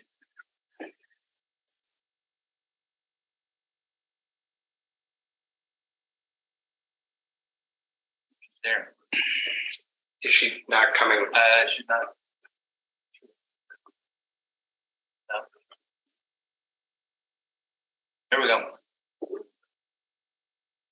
You're fine. Okay. All right. Well, then in that situation, then we'll have one final comment. Bill Scott again from 38 Broadleaf. I agree with what Margie just said. I heard that in the very beginning. I can't pronounce that gentleman's name. It was on earlier. But when he said, and it reminded me of when they tried to pass Obamacare, and Pelosi said, well, we'll pass the bill and then we'll find out what's in it. Well, that's the same thing she's saying. I mean, they're talking about, well, we'll build it and then we'll find out what the impact is. Come on. But this other gentleman, and I think it was Ralph, why do we have to pay for that? We don't. No, we don't. You're just using that general. They've already got a $50,000. Wanted to come into this area. They were handing out money for, traffic studies, and you were going to be impacted. And that casino hasn't impacted traffic even on opening night when Cher was there. I'm there every single weekend at the hockey games because I'm an off-ice official. It's never impacted us. My old boss used to say, with all due respect to Mr. McGarry, we're impacted more at the Big E for 18 days in September than the casino will ever impact us. But that's a whole other story. But there's another, like she said, that's something that should be addressed. Maybe if this thing gets passed, the we will fall in their lap, because we means taxpayer money. Well, I will just say quickly, we are definitely not Congress. So right off the rip. And I think I want to give recognition to our DeBailey here. One of the things that we are considering, and one of the things that I think a lot of us agree on here, and some people have already been mentioning it, is a mitigation fund. I know that is one of the things that we're strong. I would be supportive of, or I actually outright support myself, to I think kind of address a couple of the different things, because I think what I wanted to at least understand from the different experts that were speaking is, what are the mitigation? I mean, I know what I think should be mitigation efforts that should be made based on, what we heard in September, what we have been, correspondence we have been getting, what we've been reading up on, and then also hearing what's been happening this evening. So those will be things that, I see being able to be addressed in the conditions. I'm not sure if anybody else on the board has anything quickly to. Excuse me, George. Right through this thing. Is it done? It's on, yeah. So there already is a proposed $50,000 investment by the developers for mitigation of anything that may come up. Personally, $50,000. We're looking at repaving Shaker Road. Gets about maybe 2 or 3 inches of it done. I'd like to see it be about $500,000. But that is already started. So there will be something on deposit with the town that the developer will receive funds from that interest and so forth. It'll be a separated fund from the town, regular town purse. But like I say, $50,000 does nothing. $500,000 would be more appropriate. So can I just correct that for a minute? So that's not definitive. No, it's not. I just said it's proposed. It's a proposed condition. Well, I also want to just point out that wasn't proposed by the developer. That was proposed conditions of site plan approval within a memo that I sent to the board, kind of compiling the recommendations from VHB and the comments from department heads that were submitted, corresponded. I didn't intend to say it came from them, believe me. Okay. So just a correction for the record, that's all. Mr. Chairman. Mr. Chairman, I have a number of concerns. Well, to begin with, I agree that the developer needs to do an air quality baseline so that we know where we are today and know if mitigation needs to kick in. I see three things that we cannot do, but that the town council can do that are very relevant to this. The first is we need a Jake break bylaw the way Long Meadow does. I'm down in the industrial park at least 3 times a week and many times more than that for about an hour. And the trucks come through there using Jake brakes all the time. And you can hear them from a mile away. It's horrible. Was mentioned big truck restrictions on certain roads that would have to be a town council action. And it was mentioned that there are idling exemptions for things like refrigerated trucks and so on, and or the possibility of truckers overnighting at the facility and keeping their trucks running so they don't freeze to death. I would think that if any of that we want to have a condition that says if that's going to happen, the developer needs to install exhaust filters like they have at truck stops along the highway, where the trucks can idle and they've got filters that are stationary on the ground that they put their exhaust into to mitigate that. And I agree with the idea of a mitigation fund. But it needs to be, if we do step one up, it needs to be substantial enough to be significant. Did you have a response to, I know you've been listening to all of. No, we've been listening for sure. I thought Mr. Page's comments were interesting and logical. I think a lot of the comments from the planning board are logical. Obviously, the concern over impacts to the roadways, et cetera, they all make sense. I really think I want the planning board to take a look at their own regulations for a second. So I do a lot of work in town, local communities. I think Chipotle came into town, right? So it's right next to Center Square Grill, right? When they came to town, they had to do a site plan review, right? So when Frank Fitzgerald and the Falcones developed that, they got a site plan approval, right? But every time someone new goes in, your regulations, and correct me if I'm wrong, but your regulations literally require site plan review for occupancy. So all of these questions, and I guess we're exposing ourselves here, but the reality is, it says a 4-tenant building or a 1-tenant building or a 2-tenant building. When, and I'm going to read this because I want to make sure we understand it, but I think your concerns are answered in your own regulations. So this is under projects requiring site plan review, which we happen to be currently, right? Notwithstanding anything contained in the bylaw, to the contrary, no building permit or construction, and this covers just about every scenario. No building permit for construction, exterior alteration or relocation, occupancy, or change in use of any building, structure, or premises shall be issued, nor shall any occupancy certificate for any new occupant or any change of use of a building, structure, or premises be issued without site plan review and approval by the planning board.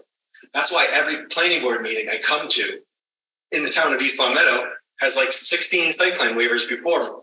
Believe me, I wait for every time I'm here, right?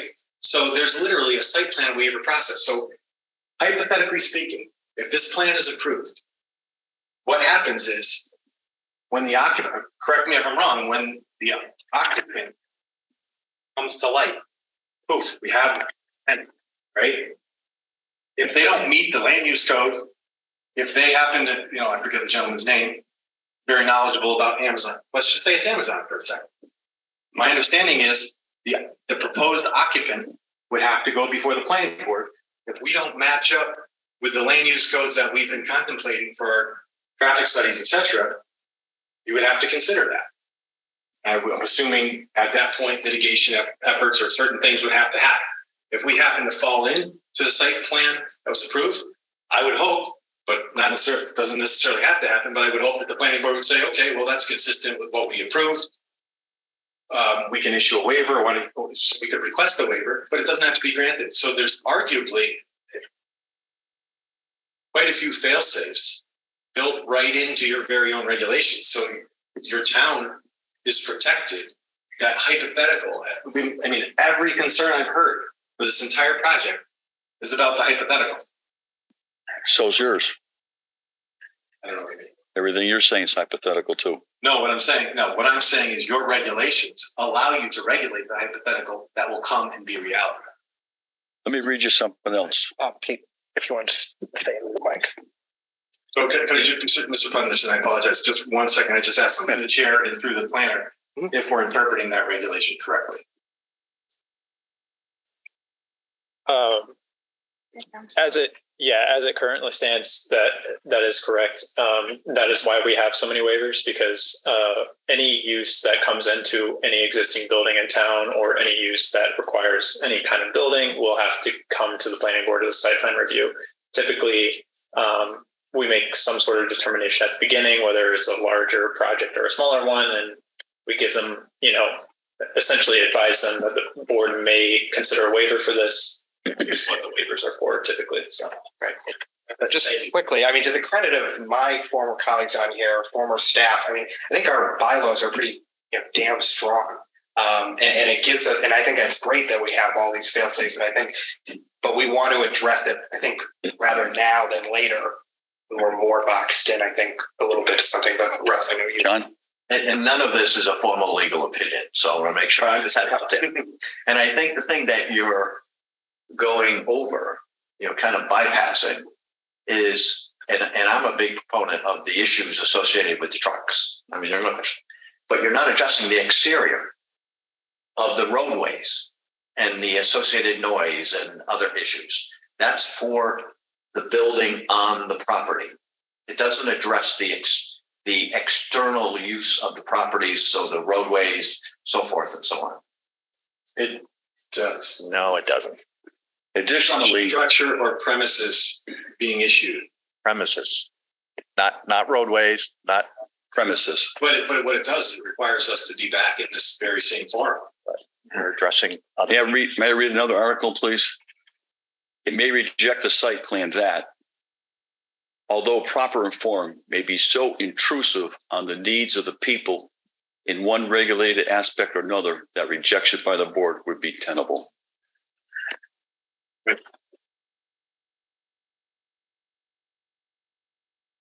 You're also allowed to approve it too. Actually, no, not yet. Oh, yeah, not yet. Yeah. Okay, I'm sorry. That's right. So I'm kind of seeing, I'm looking a little bit at the time at what we're at. I know we referenced it briefly, the memo that Bailey and the staff were so kindly able to kind of help put together. What is the pleasure of the board? What would we, like to, would we like to consider the conditions now? Would we like to consider the conditions after, at the next available meeting? We're now getting close to 8 o'clock. I would propose that the board have a separate meeting to discuss this between the 5 of us.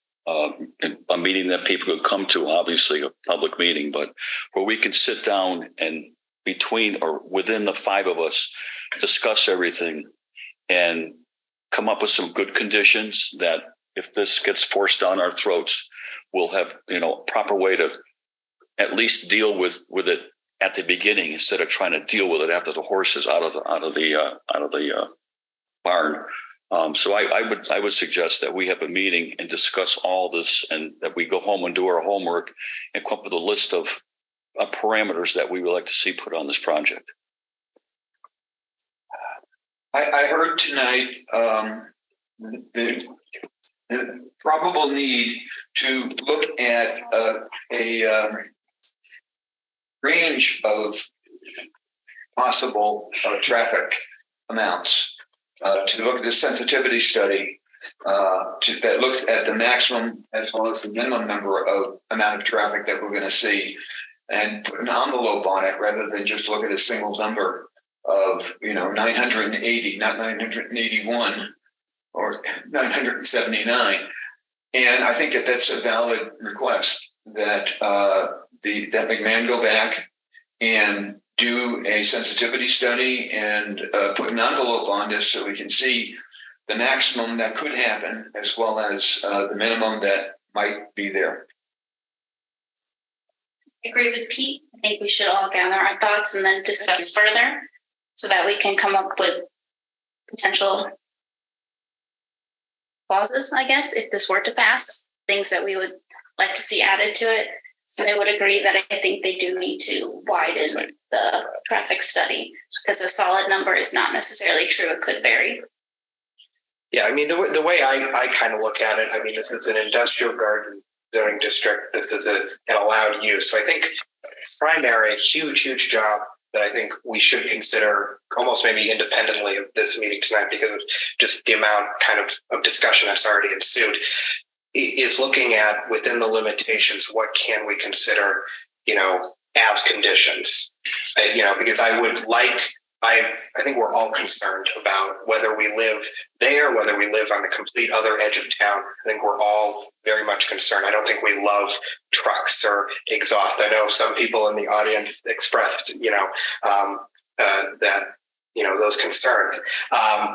So I think looking at those in considering those, I think would be greatly beneficial, not just to the folks abutting it, but then, the whole community collectively. I mean, I would like to see eventually something to come out of this, because, the way I look at it, I mean, there's, we've talked about environmental and health concerns and all of those very important concerns. Some of those are happening right now with the very, we're not talking about an open field. We're talking about a, use that was made, before quite a few of us maybe even were born, it was last, used. I know it was certainly before I was born. And, who knows what's under that ground? And, the one, I think something to consider too is that, if there is development on this, all that contaminated ground that God knows, what it's doing to the community or to the people that are, abutters in here this evening, that would seek to address it. So I think we want to try and find something that, really best addresses all sides of it. But let's. Okay. I'll make a motion to continue the public hearing until 6 p.m. on March 21st. I'll second that. Okay. Motion has been made and seconded. Any further discussion? Hearing none. All those in favor of the continuation? Aye. Aye. Okay. Would we like to entertain would we like to entertain a 5-minute recess just to let everybody clear out? Okay. All right. I need to clear out. Did you motion? We should make a motion. So moved. Second. All those in any discussion? All those in favor? Aye. Aye. We're adjourned for 5 minutes. Sir, you're careful. Doing Case site 2023-01, request for a site plan review for the construction of a drive-through bank and associated site improvements at 14-16 Maple Street, assessors parcel ID 7-155-0 on a 0.4 minus acre lot located in the business zoning district. Applicant TPG Architecture LLP, CO Stonefield Engineering and Design LLC, 92 Park Avenue, Rutherford, New Jersey, 07070. The applicant or representative of the applicant come on. Those people. Hot air. Good evening. My own thing. Can the board hear and see me? Yes. This is the one we already said had no left-hand turn coming out of the bank and all that stuff. Yeah. Oh, yeah. Yes. Sorry. Can you hear us? Yes, I can hear you guys. Well, thank you. Thank you for hearing us tonight. I will try to be kind of brief with my opening and hopefully get right to the point. I know that everyone's been here for a while. So good evening, Josh Klein. I'm with Stonefield Engineering Design. I'm representing the applicant, which is TPG Architecture LLP. And we're here tonight to present what we think is a very exciting project to really clean up a very prominent, visible kind of intersection or corner in town. What I'm going to do is share my screen.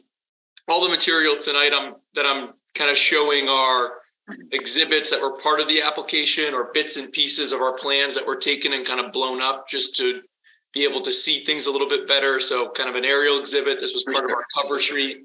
So again, the site that I'm kind of referencing is in red. We're along kind of in between Maple and Shaker next to the ball field.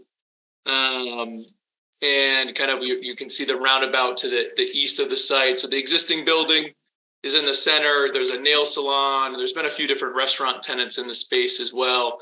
But it's a multi-tenant building kind of with parking on both sides. There is a kind of a driveway on each side of the building. No real restrictions at those existing driveways today. They're kind of just two open cuts. And then I think one of the other important items that exist is there's a connection kind of to the town-owned property to the south, which kind of brings you out to Shaker Road. So there is that kind of cross connection. As we move into the application, this is just a colorized site plan. So we took our landscaping plan and our site plan and colorized it just for the board to see. What I'll do is zoom in. We were in front of the zoning board about a little less than a month ago, maybe 3 weeks ago, where our relief was granted. So we are here tonight for site plan review. So as you can kind of see, on the screen or in the plan where, the Chase Bank building is shown in the middle, which would be kind of fronting, the short end of the building is fronting Maple Street. We kind of have the main entrance on the right-hand side that I'm highlighting, and we have parking on both sides. The drive-up ATM is in the back of the building, which I'm highlighting on the screen with where the canopy is. And then we have kind of the existing driveway areas which have been modified. So the driveway on the left, what we look to do is shift the driveway as far as we could to the left. There is a utility pole and some infrastructure here. And then what we did was the driveway kind of closest to the roundabout, we created a physical barrier. So it's a raised mountable median to kind of force that right in, right out movement. We've maintained that cross access to the property to the south that leads to Shaker. And I think one of the big things you can see is, how much we're cleaning it up. I mean, we're significantly reducing impervious surfaces on site.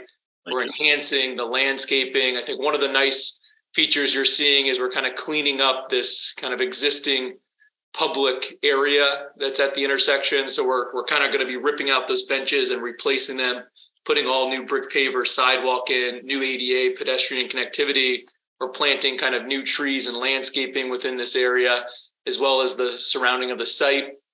We are putting a solid fence kind of along the back of the site as well. That's from a security perspective for the bank. We actually think it will be nice to kind of create a little bit of separation between kind of the park and the commercial tenant. I think it'll be nice for, people that are using, these kind of facilities around us. They don't feel like they're on top of a commercial property that exists today. Overall, I think in a lot of ways, this is going to be an enhancement to the property. We did do a traffic assessment report. I know the board's heard a lot about traffic tonight. We did prepare kind of a trip generation study. The project, will not, increase over 100 trips, which is usually what we look at as the standard for triggering the need for a traffic impact study. And I really think the key there is that the project won't have an adverse impact. Ultimately, Chase Bank is not a high trip generating use. You're not going to see, large vehicles, trucks, tractor trailers, things like that. And a lot of what you see with Chase Bank is, that you're kind of pulling customers that are already on the roadway today. It is ultimately, a convenience. People want modern day banking. That's why we're here tonight with the drive up ATM. People want to be able to use the remote ATM. So, overall, we think it's a nice improvement. I'm happy to kind of go into any more details of lighting, landscaping, kind of all of that. But again, sensitive to everyone's time tonight, I'll just open it up to questions. So, yeah, I just had a quick question off the rip. I think, can you hear me? Yes. Speak a little louder. Okay. So one of my questions just to kind of educate the audience that we have here, the folks that we might have on Zoom, the issues of, kind of egressing and ingressing into the property, kind of what are the plans, you've kind of already highlighted them already and in the plans, but just sort of for everybody at home, what are going to be the plans to make sure that kind of the traffic doesn't be more of an issue, being that it's so close to our, rotary that makes world records. Yeah, no, it's a great point. So, today there are 2 curb cuts that are kind of undefined on either side of the building. So people can kind of make any type of movement. There's no marking, there's no signage. As part of the proposed project, the driveway on the left-hand side of the screen, what we are doing is we're proposing stop control, markings and pavings. And what we've done is we shifted that driveway over to the left to kind of be as far to the left of the site as we can, given the constraints. And then the driveway on the right-hand side, again, providing new stop control, new pavement markings. We've also provided a physical kind of restriction to prevent people from being able to make a left-hand turn in or a left-hand turn out. So it's a right in, right out driveway to kind of help facilitate people in and out of the site. I have a quick question. Can you hear me okay? Yes. Okay. When you come through the drive-through and want to go south through the parking lot, would there be a speed bump there by any chance? we're not proposing any speed bumps. There is a stop bar kind of at the drive-through. So there's a stop bar as well as a stop sign and do not enter signs. That's excellent. Thank you. Any other questions by the board? Yeah. That's perfect because nobody's so then drive through there. Can open it up to the public. Does somebody want to make a motion or open it up? Just open it up. Is there anybody both either on Zoom or in person here this evening that want to make any comments? You should. I got to open it to the public first. Yes. Well, this isn't a public hearing. Okay. Jason Gunberg, 2nd Corning Street in East Longmont. I've really been looking forward to the possibilities for the center of town, making it a more inviting part of town that flourishes commercially and is a place where people want to spend time, not just in their car or walking from a parking lot into a store, but actually a place where they can enjoy themselves all year round, a place that they can think of as more of a destination. I participated in the town's master planning sessions and for residents and the planning department's town center redevelopment activities.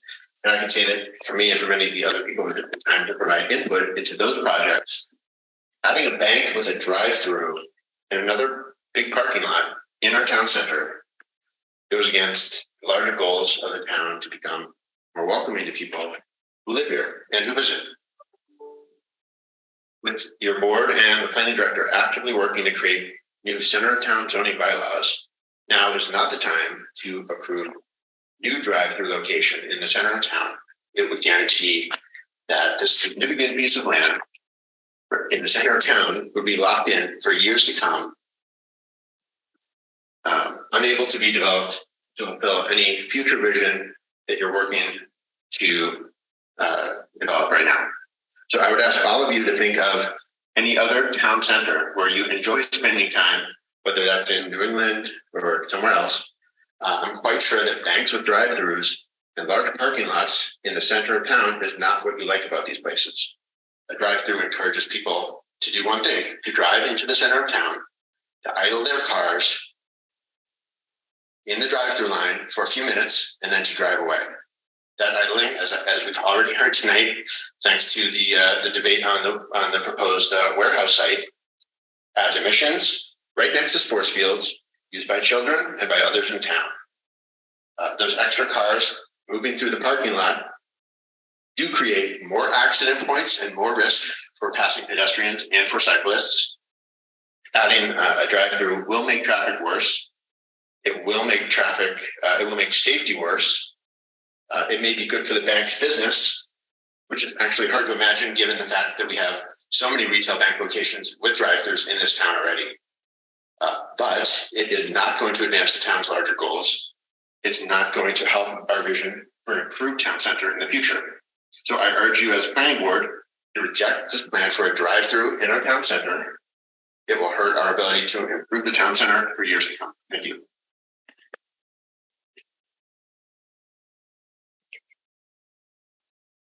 Anybody else? I see somebody's hand raised. Zoom.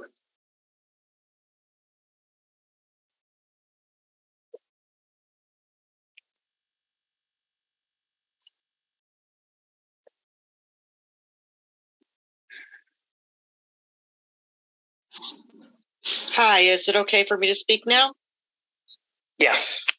Thank you. My name is Deborah Huber. I live at 315 North Main Street, East Longmeadow. I am extremely against this proposed use of that location for a number of reasons that Jason just mentioned, especially because having a drive-through there has the potential of cars going in and out, in and out, in and out. The current uses that have been there, people go in, they do their business, their cars are not idling. I find this to be a completely inappropriate use for that area of our town. Thank you. Is there anybody else? Do you want me to just talk loud or come and get the mic? Mr. Mackey, would it be just make it easier to? No, you can speak up, Ralph. You're going to look up to the table. Yeah, that would be great. Sure, no problem. Just a couple quick questions. The drive-through, is that just an ATM drive-through or is that a drive-through window also? I'm happy to answer if you'd like. It is just an ATM, so there's no teller at this location. And what are we looking at for the number of spots for queuing to the ATM? I've been to other banks that don't have enough. I mean, what I've seen is at least like 4 in line for queuing on the ATM seems to be adequate without affecting any of the parking spots. Is that, I mean, it looks like it's the whole side of the building. Is that pretty close or? Yeah, so we've done a lot of studies of different counts of banks throughout New England and beyond. We've done a lot of Chase banks as well as others, and a lot of our counts we typically only see 0 to 1 cars. And I think one of the question that keeps coming up, just to kind of add, I know there obviously was a very sensitive application before us. You know, ATMs they're very quick transaction. We've actually found that Chase customers move through ATMs a little bit quicker. Like an industry standard you'll hear engineers talk about is on average, 2 to 3 or 3 to 4 minutes at an ATM. Where we've, through a lot of our counts we've done in the field, we see that, the transaction time is about 2 minutes at the ATM. So it is a very short kind of window that someone's there. But again, there's about 3 to 4 cars could easily be accommodated in the ATM lane without even kind of going into the parking. And then again, there's, one of the nice parts about this design is it ensures that, even if additional cars were there, there's plenty of queuing before there would ever be any type of issue that would lead onto Maple Street. Thank you. Is there anything else, both here or on Zoom? So make yourself known now. All right, I'll bring it back to the board. Entertain a motion to close the public hearing. I so moved. Second. Motion's been made and seconded. Any further discussion? Hearing none. All those in favor say aye. Aye. All those opposed? Nay, that carries. So, is there any or any other? I just want to say, I don't think I need that. So, the building is currently vacant.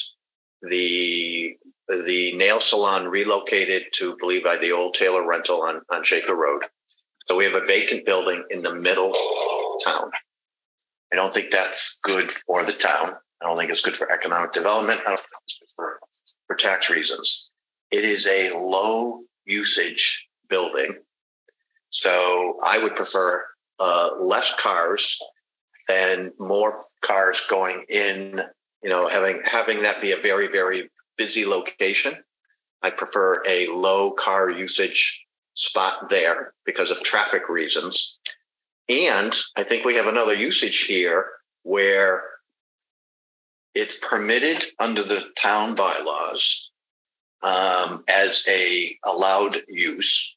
It's not highly intrusive to public safety or to the residents. And I don't see any reason right now why we should turn this down. So. Okay. I agree with Mr. Denver. This is going to be a Chase Bank. We've seen what the inside is going to look like. It's not a bank. They have one teller position, I think. The concept that was presented to us is that this is more of an investment center where people will come and meet with an advisor and discuss their investments. And I think of this sort of like West Hartford, where there are a number of financial institutions like that, combined with a whole bunch of restaurants. And I go there to see my financial advisor, and we go to lunch right down the block from there. I see people doing that. It's just going to be an attraction for upscale dining, people who do upscale dining and things like that. So this is not a McDonald's or a Dunkin' Donuts where they're huge down the street. So I am in favor of this. Yeah, I mean, a credit to our bylaws further from what I was saying earlier. That's one of the things that isn't allowed. We allow it for banks, but there are very important restrictions on drive-throughs. And I think to avoid, drive-throughs that would attract like these massive lines or make it so kind of difficult in an area like that is already, a busy area of town. I will make a motion to approve the site plan. Second. Motion's been made, motion's been seconded. Any further discussion? I just want to say thank you for your participation, though. I mean, I participated in the master plan and all of those as well. So I applaud your involvement with the town. Thank you. Any other further discussion? Hearing none, all those in favor say aye. Aye. All those opposed, abstentions, that motion carries. Next item, Mr. Clerk. Thank you. Thank you. Have a nice evening. Case site 2023-02, request for a site plan review for the conversion of office space to Solia Salon at Studios, private salon studios at 60 Shaker Road, second floor, assessors parcel ID 27-170-0, 1.10 plus or minus acre lot located in the business zoning district. Applicant GS Management Group Inc., 8 Briarcliff Drive, Wilbraham, Mass. 10995. Is there somebody representing the applicant or the applicant here? Somebody in there? Yep. Oh boy.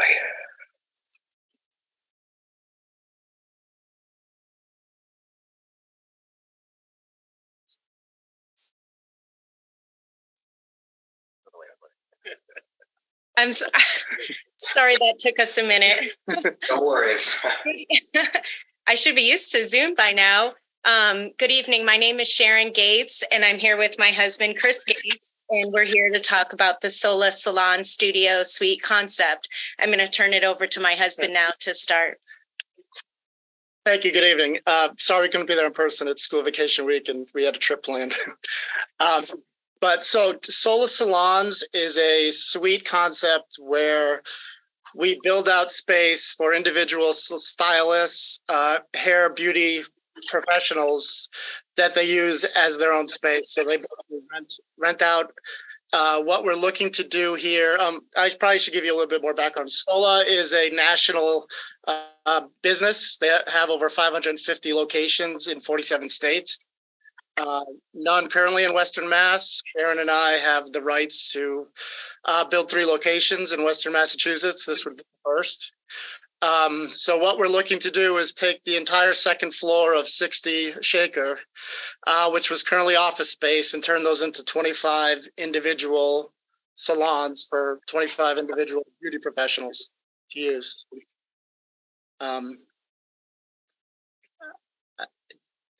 We're not looking to do anything to the exterior of the building except put up a sign, one on the facade and then one where the pole of signs are in the parking lot. Just put our name up. But other than that, all the work will be on the interior, just turning offices into salons. Okay. Is there anybody on the board that has any questions for the applicant? No. So just structurally, and maybe this is for Bailey. So is Sola Salon going to be do all these people work for Sola Salon? No, they have. Are they independent contractors? They're all their own business owners. We're just providing the space, and they're signing a 1 or 2 year lease with us. So I guess the question I have for the planning department is, okay, then go ahead and answer it. So the reason it's a site plan review and not a site plan review waiver, is that what you're asking? Well, yeah, if there's 25 seats and there's 25 different people that taking them, how come 25 different people aren't coming for a site plan waiver? Well, they will. So this is just they're building out the top floor. So there's a little bit of work being done on the top floor. And so the reason why we opted for a site plan review rather than a waiver is just to essentially review that as the use. And then also make sure parking and all of, everything was up to the standards and conditions that we typically review in site plans. Took my question. Thank you. I'll make a motion to approve. Second. Oh, we have to open up the public hearing. It's a public hearing. Oh, yes. All right, so does anybody have any other questions before we open up the public hearing? You heard what my comment was. Okay, so we will open up the public hearing for folks on Zoom and folks here. Does anybody have any public comments? Do I need a mic? You can come up to the mic right there and you should be good. Yeah. Hi, good evening. I'm Marilyn Richards. I am Vice President of the Town Council. The Town Council has recently addressed a bylaw on ADA accessibility. We've established a subcommittee to study issues. How do you plan to address accessibility to the second floor for your 25 clients? There's an elevator that goes up. Perfect. That was the right answer. I'm all set. Thank you, Marilyn. Thank you. Line here. Oh, okay, yes. I didn't know there was an elevator. Seems to cover it. Yeah. I think that was the same person, Dawn, from last time. She declined. Hand up again. Oh. Well, she declined. So she did. Okay. Yep. All right. Well, without anybody else on Zoom or anybody in the public, I'll make a motion to close the public hearing. Motion has been made to close public hearing. Second. Yep. It's been a second made. Any further discussion? Hearing none. All those in favor? Aye. Aye. All those opposed? Any abstentions? That motion carries. And then is there a motion to approve? To approve. I'll second. Motion has been made. Second. And seconded. Any further discussion? All those in favor, say aye. Aye. All those opposed? Any abstentions? That motion also carries. Thank you very much. And enjoy your vacation. Thank you. Next item, Mr. Clerk. Case SP 2023-01, request for a special permit for Mess LLC DBA East Village Tavern, a restaurant at 5355 North Main Street. Assessor's parcel ID 26-148-0, and it is in an existing structure located in the business zoning district. Applicants John and Joseph Sullivan, 14 Brighton Street, Springfield, Mass. 011. Yeah. Oh, I do want to give kudos to thanking you for waiting. No problem. And being our final item of business here. I say something. Sure.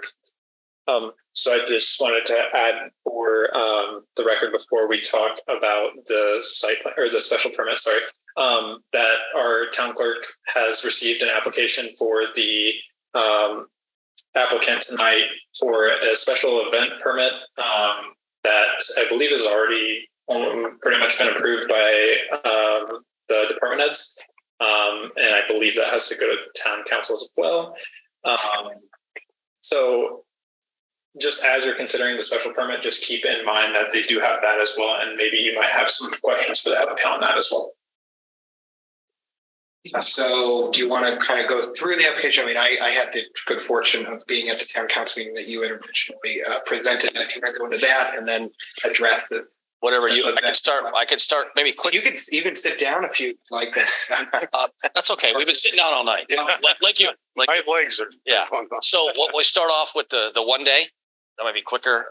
The one day is the Mummers. Identify yourself. I'm not sure. Sorry, Daniel Kelly. I'm the attorney for the applicant. This with me is Joseph Sullivan. There will be two new proposed owners. It's the same LLC as before. There will be John Sullivan, who you saw if you went to the town council meeting. This is Joseph Sullivan, who was on his honeymoon. He's back. There's two owners. They've run bars before. They've most notably Nathan Bill's. It's a very one Irish bar in Springfield. This will be the same concept, and I'll get back a little bit to that. But just quickly on the one day permit. If you've ever been to the Holyoke Parade, perhaps you're familiar with the band, the Mummers. They're a marching band. They're out of Philadelphia. The Aqua String Band. They wear these very ornate outfits and they play musical instruments. And they're basically just going to do a walkthrough. What they do is they come to the Holyoke Parade. and the nights before the parade, rent out one of those double-decker Pignelli buses, and they pack all the guys with all their outfits and their musical instruments onto this double-decker bus, and they drive around Western Mass, and they stop at a bar. They all get out of the bus. They go into the bar restaurant. They play a song. They get back on the bus and go on to the next stop. So they'll be there for about 15 minutes. 10, 15 minutes. Maybe they play 2 songs, but it's not a full length event. They will be run in a line of venues they will be visiting over the course of Western Mass while they're here. The kids get a kick out of it for beautiful outfits and stuff like that. So, And it's all inside? Yes. What's that? And it's all inside? Yeah, they go right inside. Yeah. Yeah, they walk around, they surround the bar. Your place is so crowded now. How can somebody else in there? Throw the employees out. So they bring a lot of people with them, or is it just sort of just that sell? Okay. I mean, so it won't affect the folks that would already be there on a day. No, they'll come in, they surround the place, they play the bagpipes, they have like a little thing they do, and then they play their loud music, just like you would see if you went to the parade, or have you seen in the past if you've been to the parade. And then they get back on the double-decker bus and they play on the bus as well, and they move on to the next venue. I can't tell you exactly where in line they are in the venue. Yeah, the time is, that's why we asked for a 1 day. The time has to be a little flexible because they are moving from location to location. And it's, we have like just a guesstimate of the time. That's why we asked for otherwise we'd ask for a tighter window. But that's what it's going to be. They're just going to get off the bus, play, get back on the bus. And when they get back on the bus, it's over. It's tied to the whole St. Patrick's Day tradition. Kind of, they're pretty ingrained in the area. So for the 1 day permit, I don't think they need any planning board approval. It's just something I wanted to, also, just a quick thing. I think they are also escorted by the Springfield police as well. Yes, they have police escorts. Yes, and our police department, like I said, it's pretty much already. Yeah. Okay. So. Awesome. Okay. They do. So back to maybe to the original reason why we're here. You started off as Bentley's Craft 32. They're here as new potential owners. They are tip certified. Everyone they'll employ will be tip certified. If you've been in there recently, you've probably noticed that they've gone through a complete facelift. The floor plan will remain essentially the same, although they're putting in brand new booths. They're painting in brand new flooring, brand new walling. They're kind of just refurbishing, putting in new televisions, all that type of thing, just essentially giving it a facelift. They've put a new emphasis more on the menu. They've hired a chef. They are trying to put out, very good, pub food, chicken wings, hamburgers, everything like that. So they're trying to put a bigger emphasis on the food and make it a destination where you might want to go at night and sit down and have a quick bite to eat. It's not someplace where you're going to have an extravagant dinner, but it is someplace where the price point will be that most people can actually afford it. So it's essentially the exact same bar with the exact same square footage, with the exact same occupancy. Restaurant, excuse me. Got me. With the emphasis on the food, sorry. With the exact same occupancy, it's just going to be new owners. I know you're concerned about site plan, but essentially that's what it's going to be. I just wanted to quickly, we rely so well on our department heads to kind of give comments back. I think there were concerns I saw on the health department, the fire department, and I think this might be more specifically for the health department, but they mentioned that there hasn't been an application yet to change in ownership for the new food establishment plan review. I don't know. I was with the health department today. I was in the office with them today. So there were some questions about some technical details. They asked about our grease trap. So I went down there and they pulled the old file and gave me the information that they were asking me to give. Okay, perfect. So they sent me an email this afternoon and we straightened out the details. So I got to go down there with a couple checks tomorrow. And I think this goes maybe more to the owner. So I don't think it'll necessarily affect, but I know there were some concerns about that they had received about trash being generated and entering the Brook store. Yes. So as you may know, John Sullivan, his dad, and other people that are affiliated with the bar have been in the back and have been cleaning up that whole area and picking the trash out. And they'll be a lot more diligent on that. We actually also added a fence. They also put the fence up as well. We put a fence up going back across the back of the property just to make sure that that's less of a problem. And we go out and check. I mean, we don't want to have complaints from neighbors either. It doesn't help us. No, I have a Contaminate water either. I have a very good, I've frequented Nathan Bill's. My family's had events at Nathan Bill's. I have a very high opinion of Nathan Bill's. Okay, thank you. It's a great addition to East Forest Park. The other question I just had, the fire department, and I think it was kind of already answered because I was a little concerned initially when hearing the special event. Obviously, if the fire department has indicated if the capacity increases over 100. I think there would be concerns like of making maybe some more additions to the building just out of a safety precaution. I don't know if you guys were already aware of that. Yeah, we're not looking to anticipate it going over that amount to kind of trigger those. We're not looking to increase the capacity inside. It would just be existing capacity inside, existing occupancy. There is a patio outside currently that is set to expire under the COVID rules probably in a month or so. Maybe 2 months, actually. I think it's in April. That was allowed by right during the COVID rules. We are just here tonight to get the special permit, the exact same special permit that was granted to the prior owner. We will be coming back with a new special permit application that will attach the actual same patio. But right now, since that patio wasn't attached to the original special permit, we're just here to transfer the original special permit. And then we come back for the addition, which I can tell you in advance what it's going to be. It's going to be the exact same patio that already existed there since they opened it up during COVID. But that's not before you tonight, but it will be. Does anybody else on the board have any questions? Yeah, just comments. So the exact same conditions as was under Craft 32? Yes. And just a note on the capacity, the building inspector also, or commissioner, put a smaller building capacity on their restaurant whenever they came in, the new owners. So it's actually less occupancy than what was allowed before. So that's why it's of note in the fire department as well. Okay. So if nobody else from the board will open it to the public. Quick question about the hours. Do you want to just go up, just say it okay. Your hours of operation are going to be the hours. 11 a.m. to 1, I believe is the allowable, right? Yeah. Till 1 a.m. The Same allowable hours. hours. Yeah. Yep. I mean, we've typically been closing early, but we have a chef on until that time. So we're going to cook food all till late. We're butters. So Oh, are you really? Have you heard any problems or anything like that? hear a lot of noise. Do you really? Because there's no musicians over there. I can get later too. We have someone clear the parking lot at night, right at closing too. I can work with you on that too. If you know, I mean, if there is a problem, I'd be happy to give you a number. I have a concern about people parking and because my backyard is on the other side of the bank. Okay, so if there's a fence helping, that's what we were trying to do. Is kind of help with the. We have a fence there too. Okay. I'm saying that people park in the bank. In the bank. Yeah, like. Oh, the bank. Yeah, Munson Bank. So the Munson Bank. newer bank that was. So I think that, I mean the bank.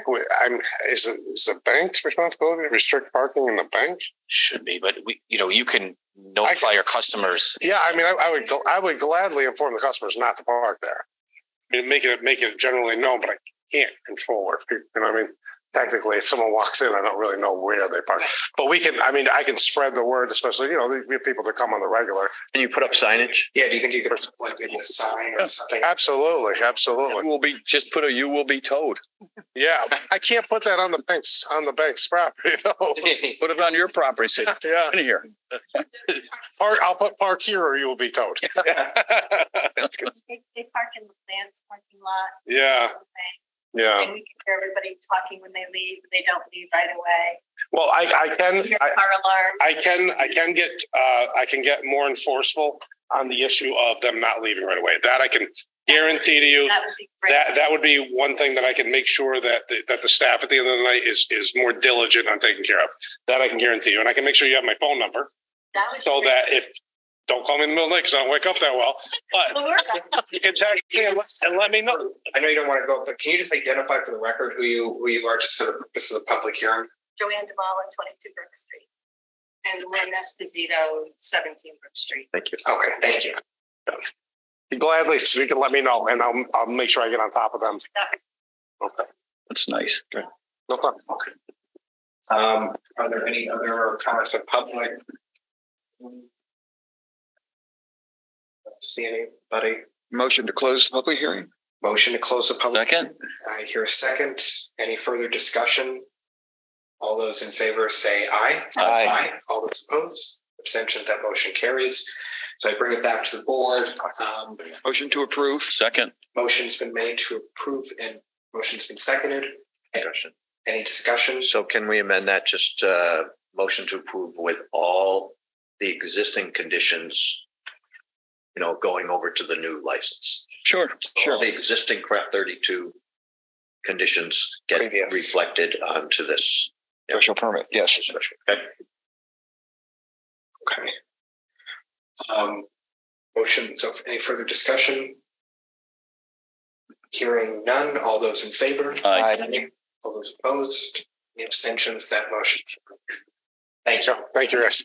I had my other night's leftovers tonight before I came down. Nice. Thank you. Just don't hang out in my park. All right. I think we're at real quick. So I'm going to thank Jason, first of all, for his input. And I've spoken with him before, and I really appreciate what you do in town.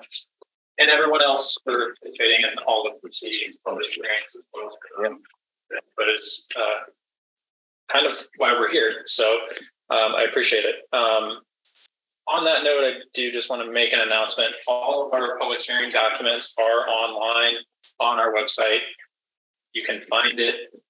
All the meetings are posted at least 48 hours in advance on our main page on the website. eastlongmeadowma.gov. And at the homepage, if you just scroll down to the calendar, it'll say public meetings.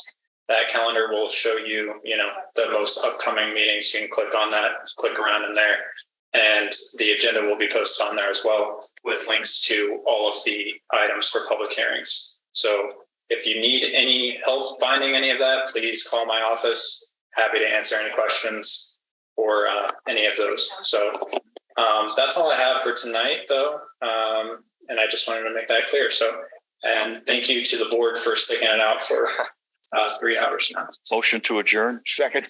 Motion's been made and seconded to adjourn. Any discussion? All those in favor? Aye. Any opposed? Say no. Good night.